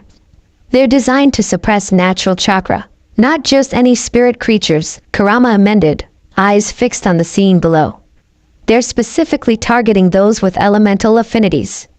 That tanuki is an earth-nature spirit. Yesterday they captured water sprites from the high lakes. The day before, wind eagles from the eastern cliffs. Naruto's mind raced, connecting pieces of a disturbing puzzle. They're collecting the full elemental spectrum. But why? Experimentation, Kurama spat, disgust evident in every syllable. Humans have always coveted the natural abilities of spirit creatures. Some ancient techniques require their components. The implications turned Naruto's stomach. We have to stop them. Kurama's eyes flashed. Agreed. But carelessly charging in would be suicidal, even for us. There are at least 30 trained fighters down there. Tonight, Naruto decided, already forming a plan. We'll observe their patterns, identify their leaders, then strike when they're most vulnerable. A slow, predatory smile spread across Kurama's face, revealing elongated canines. I've waited centuries to hunt alongside an Uzumaki rather than against one. This should be educational. Darkness fell like a velvet cloak over the mountains, stars emerging in breathtaking clarity above the jagged peaks. The mercenary camp had settled into night routine. Sentries posted at strategic points. Most personnel retired to tents. A skeleton crew maintaining essential operations. Naruto and Kurama ghosted through the shadows at the camp's perimeter, their movements synchronized after months of training together. They'd spent the day observing, cataloging guard rotations, identifying the containment area where captured spirit creatures were held, noting which tent likely housed the operations commander. Remember, Naruto breathed as they paused behind a jutting stone formation. We free the spirits first, then deal with the humans. Kurama nodded, her eyes gleaming like banked coals in the darkness. She'd suppressed most of her more obvious fox features, appearing almost human except for the faint luminescence of her eyes and the barely visible shimmer of her tails. The sentries switched positions in 3 minutes, she whispered. That gives us a 7-second window to cross to the containment area. Naruto traced a quick sequence of seals, feeling the familiar tingle of chakra gathering at his fingertips. Spirit lantern ready. On your mark. They waited, breathing in perfect rhythm, until Kurama's hand closed briefly on his shoulder. Now, they moved as one, flowing from shadow to shadow with liquid grace. Naruto released the spirit lantern, not illuminated, but present as an invisible connection between them, allowing instantaneous communication through chakra pulses rather than words. The containment area loomed before them, a circular arrangement of specialized cages housing at least a dozen different spirit creatures. Each cage glowed with sickly yellow sealing formulas, suppressing the natural chakra of the beings inside. Naruto's heart clenched at the pitiful sight.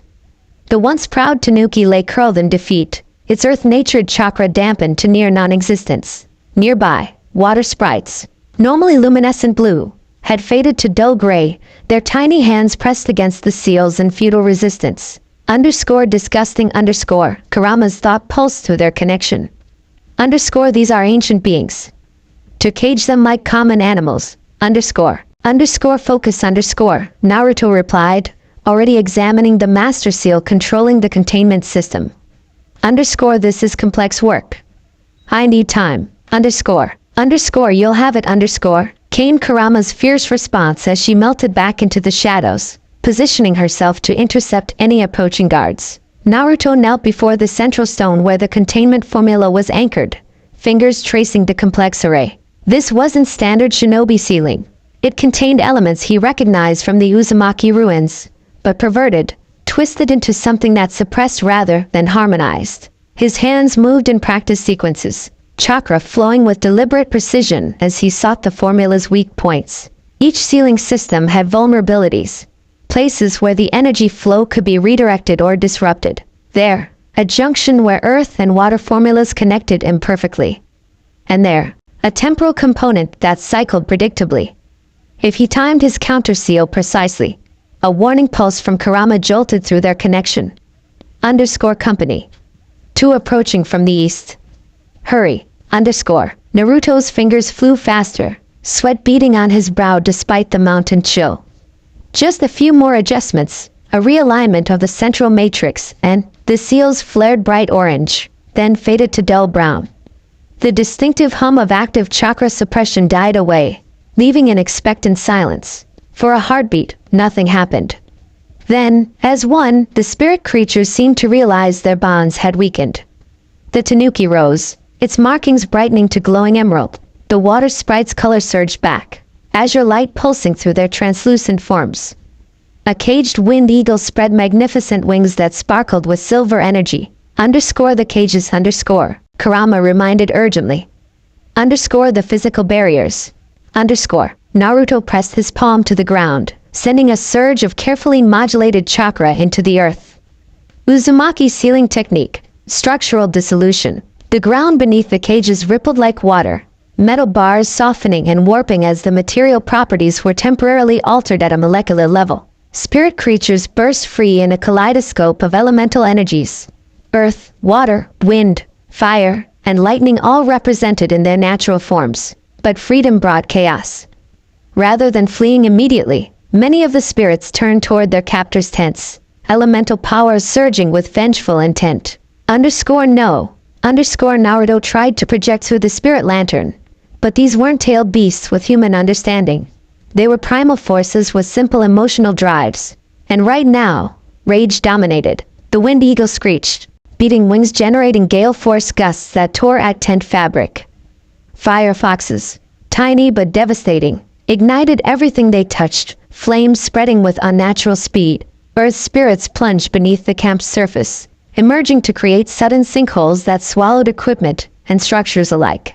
Alarms blared, mechanical devices rather than chakra-based, immune to the spirit's disruptions. Mercenaries poured from tents, weapons drawn, shouting orders and counter-orders as they confronted the pandemonium. Kurama materialized at Naruto's side, her suppressed features fully manifesting in the heat of crisis. Ears elongated, tails visible and lashing with excitement, claws extending from fingertips. So much for our subtle approach, she observed dryly, watching as a particularly aggressive water sprite drenched a cluster of mercenaries with pressurized jets. We need to direct the spirits away before someone gets killed, Naruto replied, already forming new seals. They're acting on instinct, not malice. Speak for yourself, Kurama muttered, but she matched his hand positions, their chakras synchronizing through the spirit lantern. Harmonic resonance? Naruto nodded.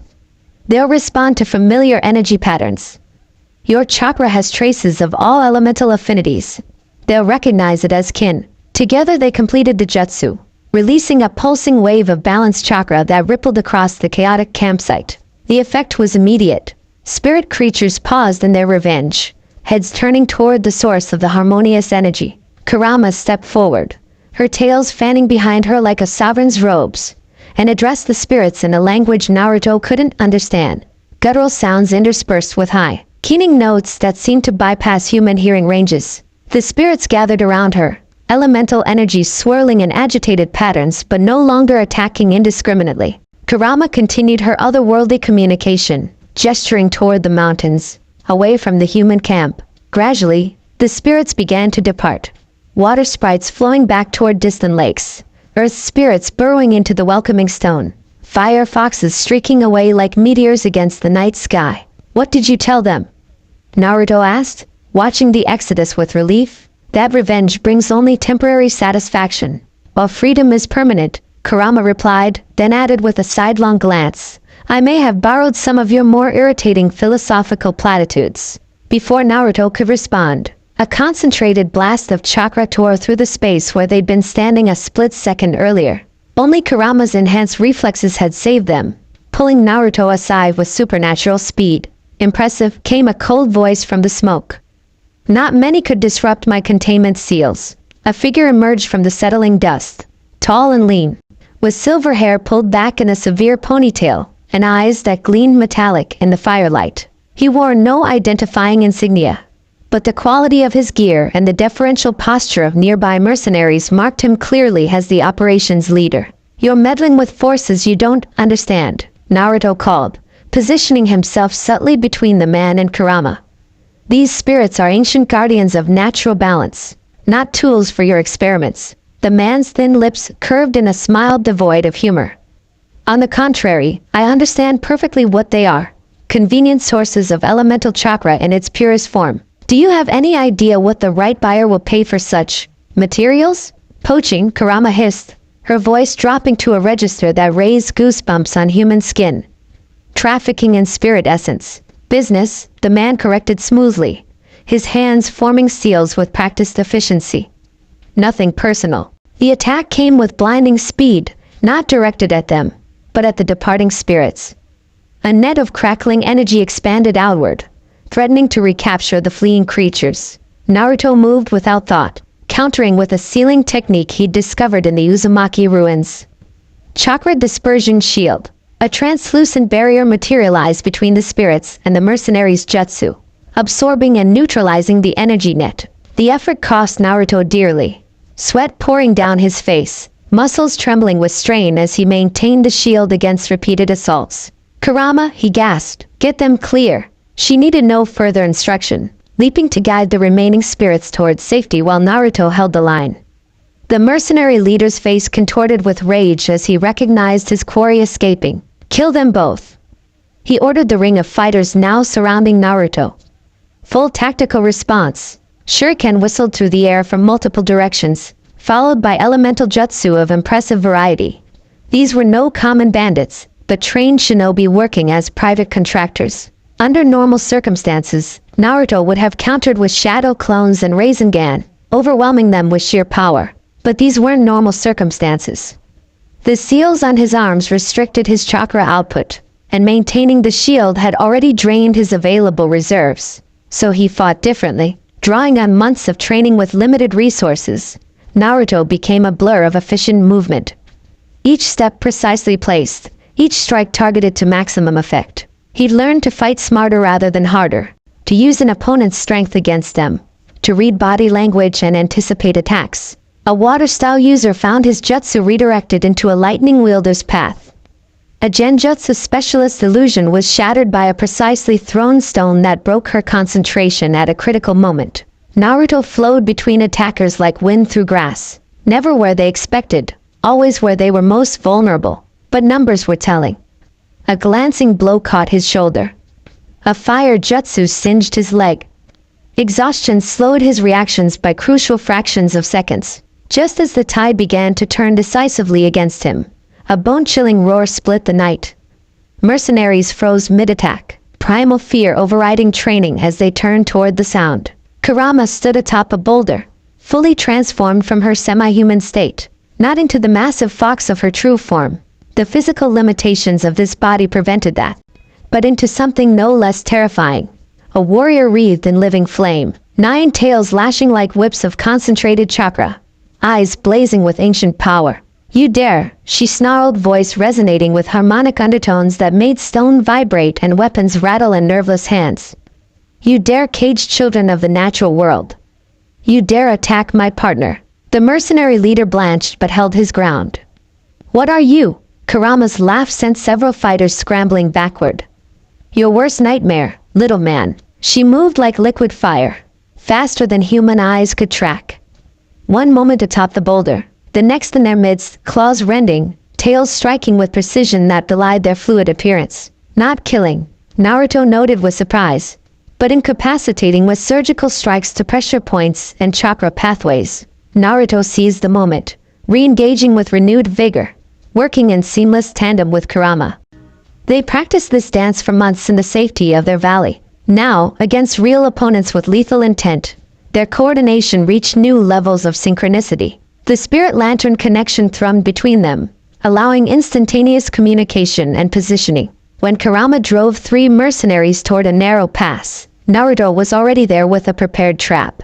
When Naruto found himself flanked by superior numbers, Kurama appeared at his back, tails creating an impenetrable defense. The mercenary leader recognized the shifting momentum. With a snarl of frustration, he formed complex seals, gathered his chakra, and vanished in a transportation jutsu, along with several of his lieutenants. The remaining mercenaries, seeing their leader abandon them, quickly lost heart. Some fled into the mountain darkness. Others surrendered, dropping weapons and raising empty hands. Within minutes, the camp stood empty save for the defeated, the equipment left behind, and the smoldering remains of tents and supplies. Naruto and Kurama stood back to back in the center of the devastation, breathing hard but victorious. That, Kurama said with unexpected approval, was a proper battle. Naruto relaxed his combat stance, wincing as adrenaline ebbed and pain from various injuries made itself known. "We make a good team." "Adequate," Kurama corrected, but a smile tugged at the corner of her mouth. For a human with restricted chakra, the defeated mercenaries watched with wide eyes as the fearsome foxwoman casually bantered with the blonde shinobi. Their expressions suggested they were reevaluating many life choices that had led to this moment. Naruto approached the nearest captive, a young man barely out of his teens, trembling visibly. "Who hired you? What was the purpose of capturing the spirits?" "You don't know the client," the mercenary stammered. "Orders came through Commander Kazashi only. We were told to collect specific spirit types for extraction purposes." "That's all I know, I swear." "Extraction," Kurama repeated, the word like venom on her tongue. "Removing elemental essence from living spirits. A particularly painful way to die for such beings." Naruto's jaw tightened. "And the samples would be used for weapons development," supplied an older mercenary with a lieutenant's insignia on his tattered vest. Unlike the younger man, he spoke with calm resignation. Elemental chakra in its purest form has military applications. Enhancement of existing jutsu, creation of specialized soldier pills, development of new techniques that don't require natural affinity. The market for such innovations is substantial. Kurama hissed softly. "You speak of war profiteering," the lieutenant shrugged. "I speak of reality. The great villages maintain uneasy peace, but smaller nations arm themselves, preparing for the next inevitable conflict. Those with the best weapons will survive." Simple economics. Naruto studied the man, recognizing the pragmatic amorality that characterized so many career mercenaries. "And the spirits are just collateral damage in your economic equation." "Not my equation," the lieutenant corrected. "I follow orders and collect payment. Philosophy is above my pay grade." Naruto turned away in disgust, moving to join Kurama at the edge of the ruined camp. "What do we do with them?" She tilted her head, considering. "Traditionally, I would eat them." Kurama, merely stating historical precedent, she replied with a flash of fang. "I suggest we leave them. The mountains will deal with them more effectively than we could. Without supplies, shelter, or leadership." Naruto nodded grimly. It was an execution, but neither was it mercy. The wilderness showed little forgiveness to the unprepared, particularly at these elevations. They departed as they had arrived, silently, leaving minimal trace of their presence. By unspoken agreement, they didn't return directly to their valley dwelling but took a circuitous route, ensuring they weren't followed. Dawn found them atop a high ridge overlooking their hidden valley, the first rays of sunlight burning away pockets of mist to reveal the ancient ruins below. They sat side by side, tending minor wounds and watching the landscape awaken. "They'll return," Kurama observed, breaking their companionable silence. "Not these specific mercenaries, perhaps, but others. The spirits of this region have been discovered. Word will spread." Naruto nodded, wincing as he wrapped a bandage around a particularly nasty cut on his forearm. "We can't protect the entire mountain range indefinitely." "No," she agreed. "But we've disrupted their operations significantly. And the spirits themselves are forewarned now. They'll be more cautious, less easily captured." Naruto leaned back against sun-warmed stone, exhaustion finally catching up with him. You were incredible back there. I've never seen you fight like that, controlled but effective. I could say the same of you, Kurama replied, surprising him with the direct compliment. You've adapted to your limitations impressively, using redirection rather than overwhelming force. Very un-Naruto-like. He laughed, then winced as the movement aggravated bruised ribs. People change, indeed. Kurama's gaze drifted across the valley that had been their home for the past months. This place has changed us both. Something in her tone made Naruto study her more carefully. You sound like you're saying goodbye. Kurama's tails swayed gently in the morning breeze. This sanctuary has served its purpose. We've healed. We've grown stronger. We've learned what we can from what remains here. But the wider world is stirring, Naruto, she continued, cutting off his protest. These mercenaries are symptoms of larger movements. Disruptions in the balance of power. Opportunists emerging in the shadows of greater conflicts. You think it's related to what's happening in Konoha? Naruto asked, the village's name still causing a twinge in his chest despite the months of exile. I think all things are connected, more than humans typically perceive. Kurama's eyes met his, ancient wisdom burning in their crimson depths. We've hidden long enough. It's time to engage with the world again, on our terms. Naruto absorbed her words, feeling their truth resonate within him. The peaceful interlude had been necessary. Time to recover, to adapt to their new partnership, to develop skills that would serve them in the challenges ahead. But it had always been temporary. Where do we go? He asked finally. Kurama's smile was both fierce and somehow tender. First, we rest and recover. Then, we follow the threads. Someone coordinated these mercenaries. Someone with knowledge of sealing techniques similar to your clan's. Someone who specifically targeted elemental spirits for weapons development. Someone who might lead us back to whatever Sasuke is planning. Naruto finished, the connections forming in his mind. Because this level of organization, this specific targeting of power sources, has the fingerprints of larger ambitions, Kurama agreed. And if there's one thing I've learned in my long existence, it's that humans with ambition rarely stop at one source of power when they can collect many. Naruto stood, looking out over the valley one last time, committing its peaceful beauty to memory. Then we have work to do. Kurama rose beside him, her presence warm and solid at his shoulder. Not a weapon sealed within him, not a burden to be carried, but a partner who had chosen to stand with him when all others had turned away. We do indeed, she said softly. And it begins with a choice, not what we're running from, but what we're running toward. As the sun climbed higher, bathing the ancient valley in golden light, Naruto felt something settle within him, a clarity of purpose that had been missing since the day of his exile. No longer was he simply Naruto Uzumaki, cast out shinobi of Konoha. He was becoming something new, something forged in the crucible of betrayal and tempered by unexpected partnership. Whatever came next, he would face it not alone, but with Kurama at his side. And that, perhaps, made all the difference. Winter's confession. The seasons turned, autumn's vibrant colors fading to winter's austere palette.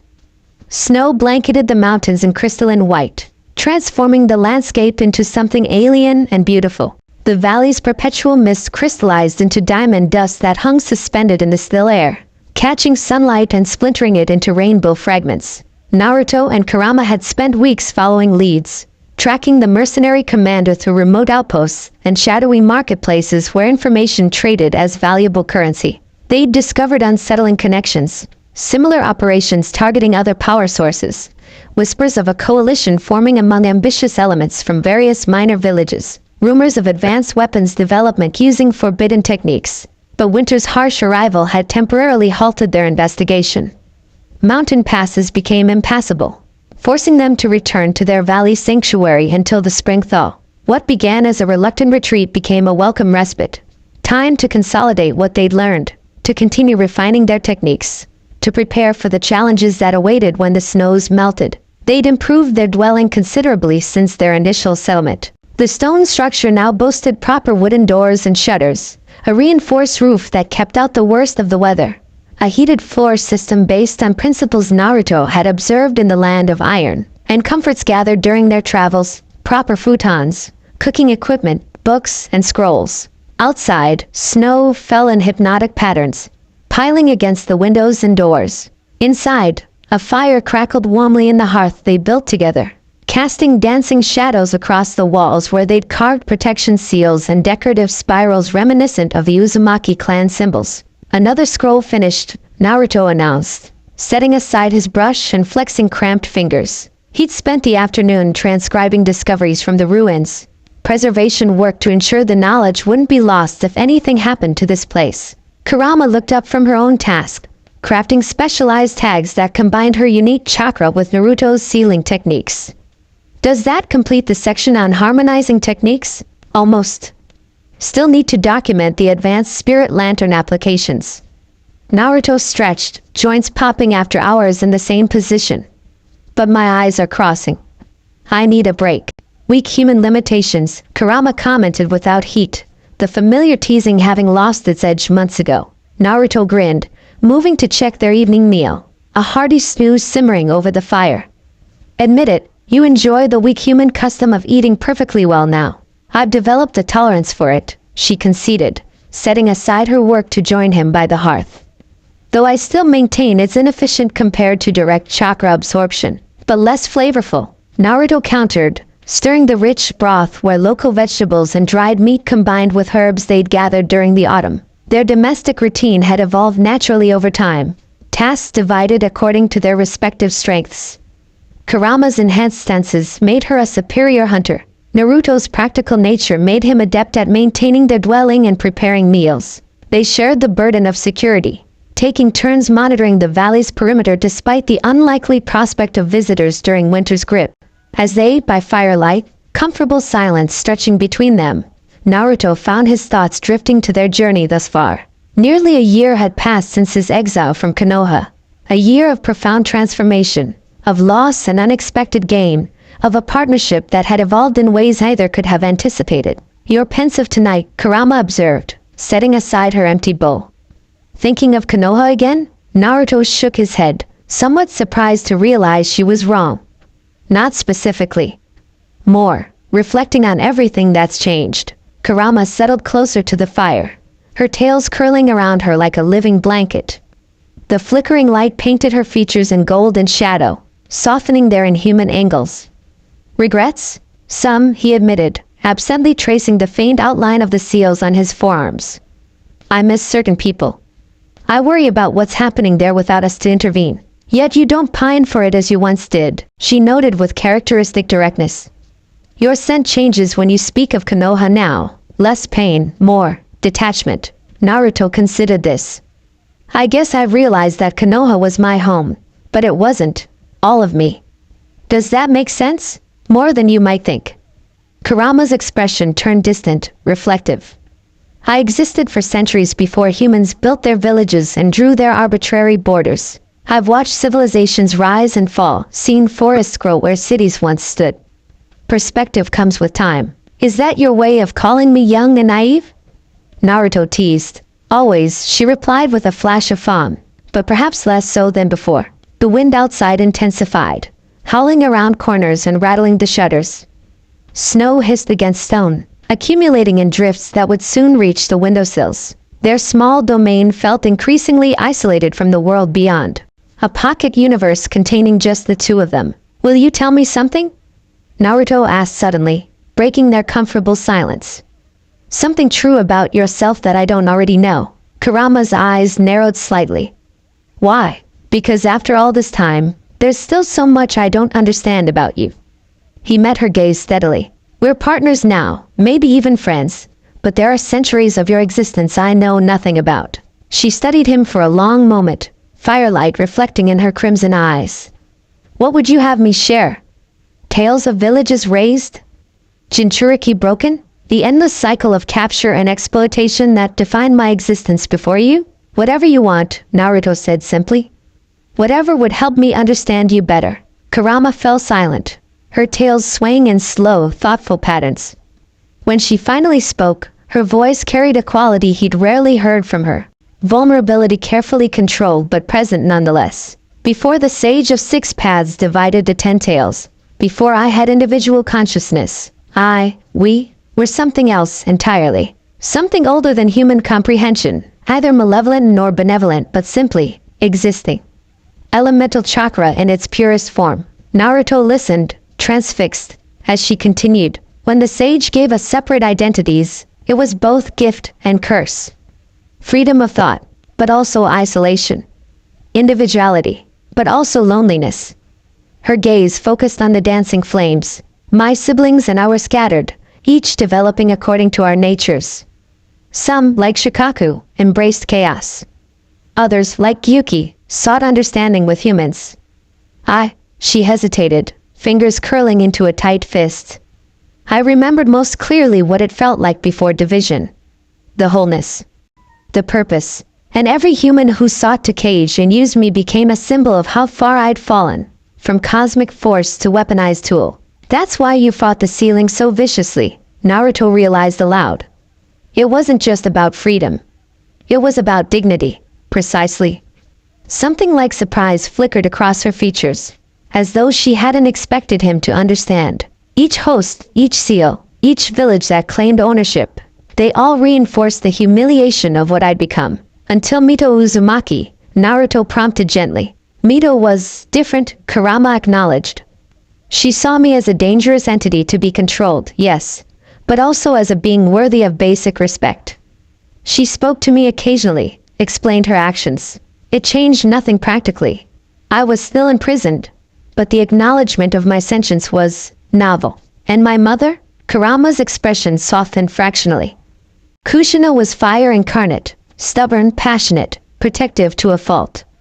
She saw me primarily as a threat to those she loved, but never as a mere tool. Her seal was designed for containment, not exploitation. An important distinction. She fell silent again, gaze distant as though seen across decades. The night of your birth, when Obito ripped me from her and placed me under genjutsu control, I was not myself, but I was conscious enough to recognize what happened next. Your parents, without hesitation, sacrificed themselves to protect you. Not just from me, but for you. There is nobility in such choices. I did not appreciate it then. I do now. Naruto's throat tightened with emotion. Though he'd learned about his parents' sacrifice years ago, hearing it acknowledged by Kurama herself, who had been present, however unwillingly, gave the story new dimension. And then there was you, she continued, eyes returning to his face. A tiny, squalling infant suddenly burdened with my presence. I hated you instinctively. The new prison, the continuation of my captivity. When your seal allowed me glimpses of your early life. She paused, seeming to choose her words carefully. I expected to find satisfaction in your suffering. The village's fear and rejection, your isolation, your struggles. Instead, I found myself uncomfortable with the parallels. We were both alone, Naruto said quietly. Both feared for what we contained. Both misjudged and misunderstood, Kurama added. Though I would not have admitted it then, watching you overcome that isolation, forge connections despite every obstacle, refuse to surrender to bitterness. It was unexpectedly affecting. The fire popped, sending a shower of sparks up the chimney. Outside, the storm intensified, snow now falling in white sheets that obliterated the world beyond their windows. When you first accessed my chakra consciously, Kurama continued, I saw opportunity, a chance to manipulate, to eventually break free. Each time you drew on my power, I pushed back, testing boundaries, seeking weaknesses. I remember, Naruto said with a wry smile. You weren't exactly subtle about wanting to devour me and destroy everything I cared about. A low chuckle rumbled from her chest. Subtlety has never been my strongest trait. So what changed? Naruto asked, genuinely curious. When did you stop seeing me as just another jailer? Kurama's tail stilled, her expression growing serious. The moment you took my hatred, the purest, most concentrated essence of my rage and pain, and did not break under its weight. When you looked into the heart of my darkness and responded not with fear or dominance but with understanding. She shook her head slightly, as if still puzzled by the memory. No human had ever done that before. None had even considered it possible. You didn't seek to control my hatred. You acknowledged it, accepted its existence, and offered something else in its place. Naruto leaned forward, transfixed by the firelight dancing across Kurama's face, highlighting the vulnerability that had replaced her usual mask of sardonic detachment. "What did I offer?" "Partnership," she replied, the word hanging in the air between them. Not dominance or submission, but genuine collaboration. The possibility that we might be stronger together than apart. Her clawed fingers splayed against her knee, flexing thoughtfully. It was revolutionary. The howling wind rattled the shutters violently, as if punctuating her confession. A blast of cold air found its way through some unseen crack, making the fire gutter and throwing wild shadows across the walls. "And now?" Naruto asked, his voice barely audible above the storm. "What am I to you now?" Kurama's eyes lifted to his, crimson depths reflecting not just firelight but something deeper, more complex. "Now you are." She hesitated, searching for words that seemed to elude even her ancient vocabulary. "You are the first being in my long existence I have chosen to stand beside, rather than against or in spite of. The first I have willingly sacrificed for, rather than been sacrificed to." Her tails swished with sudden agitation, betraying the emotion her carefully composed features tried to hide. "When they exiled you, when they stripped away everything you had built, I could have retreated within our seal, preserved my strength, waited for more favorable circumstances." Her voice hardened. "That would have been the logical choice. The survival-oriented choice. Why didn't you?" Naruto's question hung between them, warm breath visible in the suddenly chilled air. Kurama's laugh was bitter and soft. "Because I discovered something truly irritating about myself." Her eyes locked with his, fierce and unblinking. "I care what happens to you, Naruto Uzumaki, not as my Jinchuriki, not as the prophecy child, but as you." The confession seemed torn from her, each word visibly costing her pride. The fire crackled loudly in the silence that followed, sparks spiraling up into the darkness of the chimney like tiny, ephemeral stars. Naruto's throat tightened, his chest aching with an emotion he couldn't name. "Kurama." A tremendous crack shattered the moment, a sound like thunder but sharper, closer. The entire dwelling shuddered. "Snow slide," Kurama said instantly, leaping to her feet with fluid grace. "The eastern slope has given way." Naruto sprang up beside her, already grabbing emergency supplies from their designated place. "How bad?" "Significant." Her nostrils flared, senses extending beyond the stone walls. "The main entrance is blocked. The temperature is dropping rapidly." They moved with practiced efficiency, a team honed by months of facing challenges together. Naruto stoked the fire, adding precious dry wood from their dwindling stores. Kurama accessed parts of the dwelling where snowmelt might penetrate, reinforcing vulnerable areas with temporary seals that radiated gentle heat. When the immediate crisis was addressed, they stood side by side at the window, brushing aside frost to peer into the howling whiteness beyond. The snowstorm had intensified into a full blizzard, visibility reduced to nothing, the world beyond their shelter erased by swirling ice. "We're trapped," Naruto stated the obvious, breath fogging the glass. "Until the weather breaks and we can dig ourselves out." "Could be days," Kurama confirmed, her voice neutral but her tails betraying agitation, twitching and curling behind her. "The weather patterns in these mountains are unpredictable during deep winter." Naruto turned from the window, surveying their situation. The dwelling, while comfortable, had never been designed for extended isolation. Their supplies would last with careful rationing, but the close confinement presented other challenges, particularly given the conversation they'd just been having. "We should inventory what we have," he suggested, moving toward their storage area. "Prioritize essentials. Develop a conservation plan for chakra and resources." Kurama nodded, seemingly relieved at the shift to practical matters. They worked methodically, cataloging food, water, medical supplies, and fuel. The process was calming, routine, a buffer against both the physical threat of the blizzard and the emotional undercurrents still churning between them. Hours later, with their situation stabilized as much as possible, they found themselves once again by the fire. Outside, the storm continued unabated, wind screaming around the stone dwelling like a living thing seeking entrance. Inside, the air had grown heavy with unspoken words. "We never finished our conversation," Naruto finally said, breaking the tense silence. Kurama's tails coiled tighter around her form. I believe I said all that was necessary. I didn't. Naruto's voice was quiet but firm. You shared something important. I owe you the same honesty. Her eyes flicked to his face, then away. That is unnecessary. It's entirely necessary. He shifted closer, firelight gilding his features with warm gold, eyes startlingly blue against the orange glow. Because you need to know that whatever this is between us, this partnership, this bond, it goes both ways. Kurama went very still, the constant, subtle movement of her tails freezing in mid-swish. Explain. When I was exiled, I lost everything, Naruto began, his gaze fixed on the dancing flames. My home, my position, my dream, my friends. Everything that defined who I was. His hands clenched briefly in his lap. I should have been broken by it. Part of me wanted to be. The fire popped and hissed, sending a shower of sparks upward, but instead I found something I never expected. He looked up, meeting her wary gaze directly.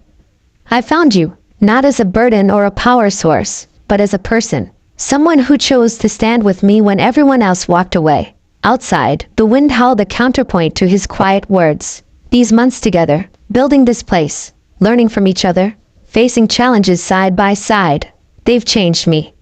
Changed how I see myself, the world, and you. He leaned forward slightly, eyes intent. I used to think being Hokage was my purpose. Protecting Konoha was my destiny. Now I'm not so sure. What are you saying? Kurama's voice was unusually hesitant, lacking its customary edge.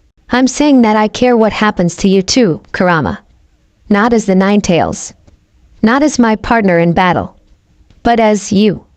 He echoed her earlier words deliberately, watching understanding dawn in her eyes. And whatever comes next, whatever we discover when the snows melt and we resume our investigation, I want to face it together. Not just as allies of convenience, but as, he faltered, searching for the right word. As what? Kurama prompted, her voice barely above a whisper. The fire crackled in the hearth, sending shadows dancing across both their faces. Outside, the storm raged, but in the small space between them, something else entirely was brewing. Something equally powerful but infinitely more complex. As whatever we choose to be, Naruto finally said. Without labels or precedents or expectations. Just us. Kurama studied him, her ancient eyes reflecting the firelight and something deeper. Uncertainty, wonder, and a vulnerability so profound it transformed her features into something almost achingly beautiful. There is no precedent for this, she said softly. No tailed beast has ever. And no Jinchuriki has ever. He countered with a small smile. We would be writing a new story, she mused, something like wonder creeping into her voice. We already are.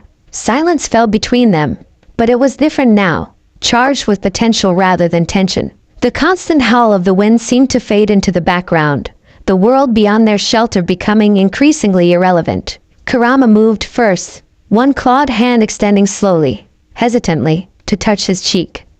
The contact was feather-light, her skin surprisingly warm against his. In all my centuries, she murmured, I never imagined this possibility. Naruto covered her hand with his own, pressing it more firmly against his skin. Sometimes the best possibilities are the ones we never imagine. Their eyes locked, blue meeting crimson, 1,000 unspoken words passing between them in that single gaze. The fire guttered suddenly, plunging the room into momentary darkness before flaring back to life. In that instant of rebirth, something changed. The careful distance they'd maintained, physical and emotional, dissolved like snow and sunshine. Naruto leaned forward just as Kurama shifted toward him, the movement so natural it seemed choreographed. Their lips met in the firelight, tentative at first, then with growing certainty. Her mouth was warmer than a human's, her taste faintly wild, like mountain herbs in summer storms. His hand cupped the back of her neck, fingers tangling in hair that felt like living flame. Outside, the blizzard reached its peak, snow and ice battering the ancient stone walls that sheltered them. Inside, a different kind of storm was breaking, one that had been building for months, perhaps even years, in the space between hatred and understanding, between partnership and something deeper. When they finally broke apart, both slightly breathless, Kurama's eyes were wide with something like wonder. This changes everything, she whispered. Naruto smiled, the expression transforming his face into something remarkably like the boy he'd once been. Hopeful, determined, undefeated by all the world had thrown at him. "Good," he said simply. "It's about time something did." As if in answer, the wind outside shifted suddenly, the constant howl diminishing to a softer moan. Through a gap in the frost-covered window, a ripple of colored light became visible. Deep green, electric blue, vivid purple, dancing across the snow-blanketed landscape. The aurora, Kurama breathed, her face turning toward the phenomenon. Rare in these latitudes. They moved to the window together, scraping away ice crystals to reveal the spectacular light show unfolding above the valley. Ribbons of color undulated across the night sky, painting the snow-covered landscape in otherworldly hues. Standing shoulder to shoulder, their reflections ghostly in the frosted glass, they watched nature's display in companionable silence.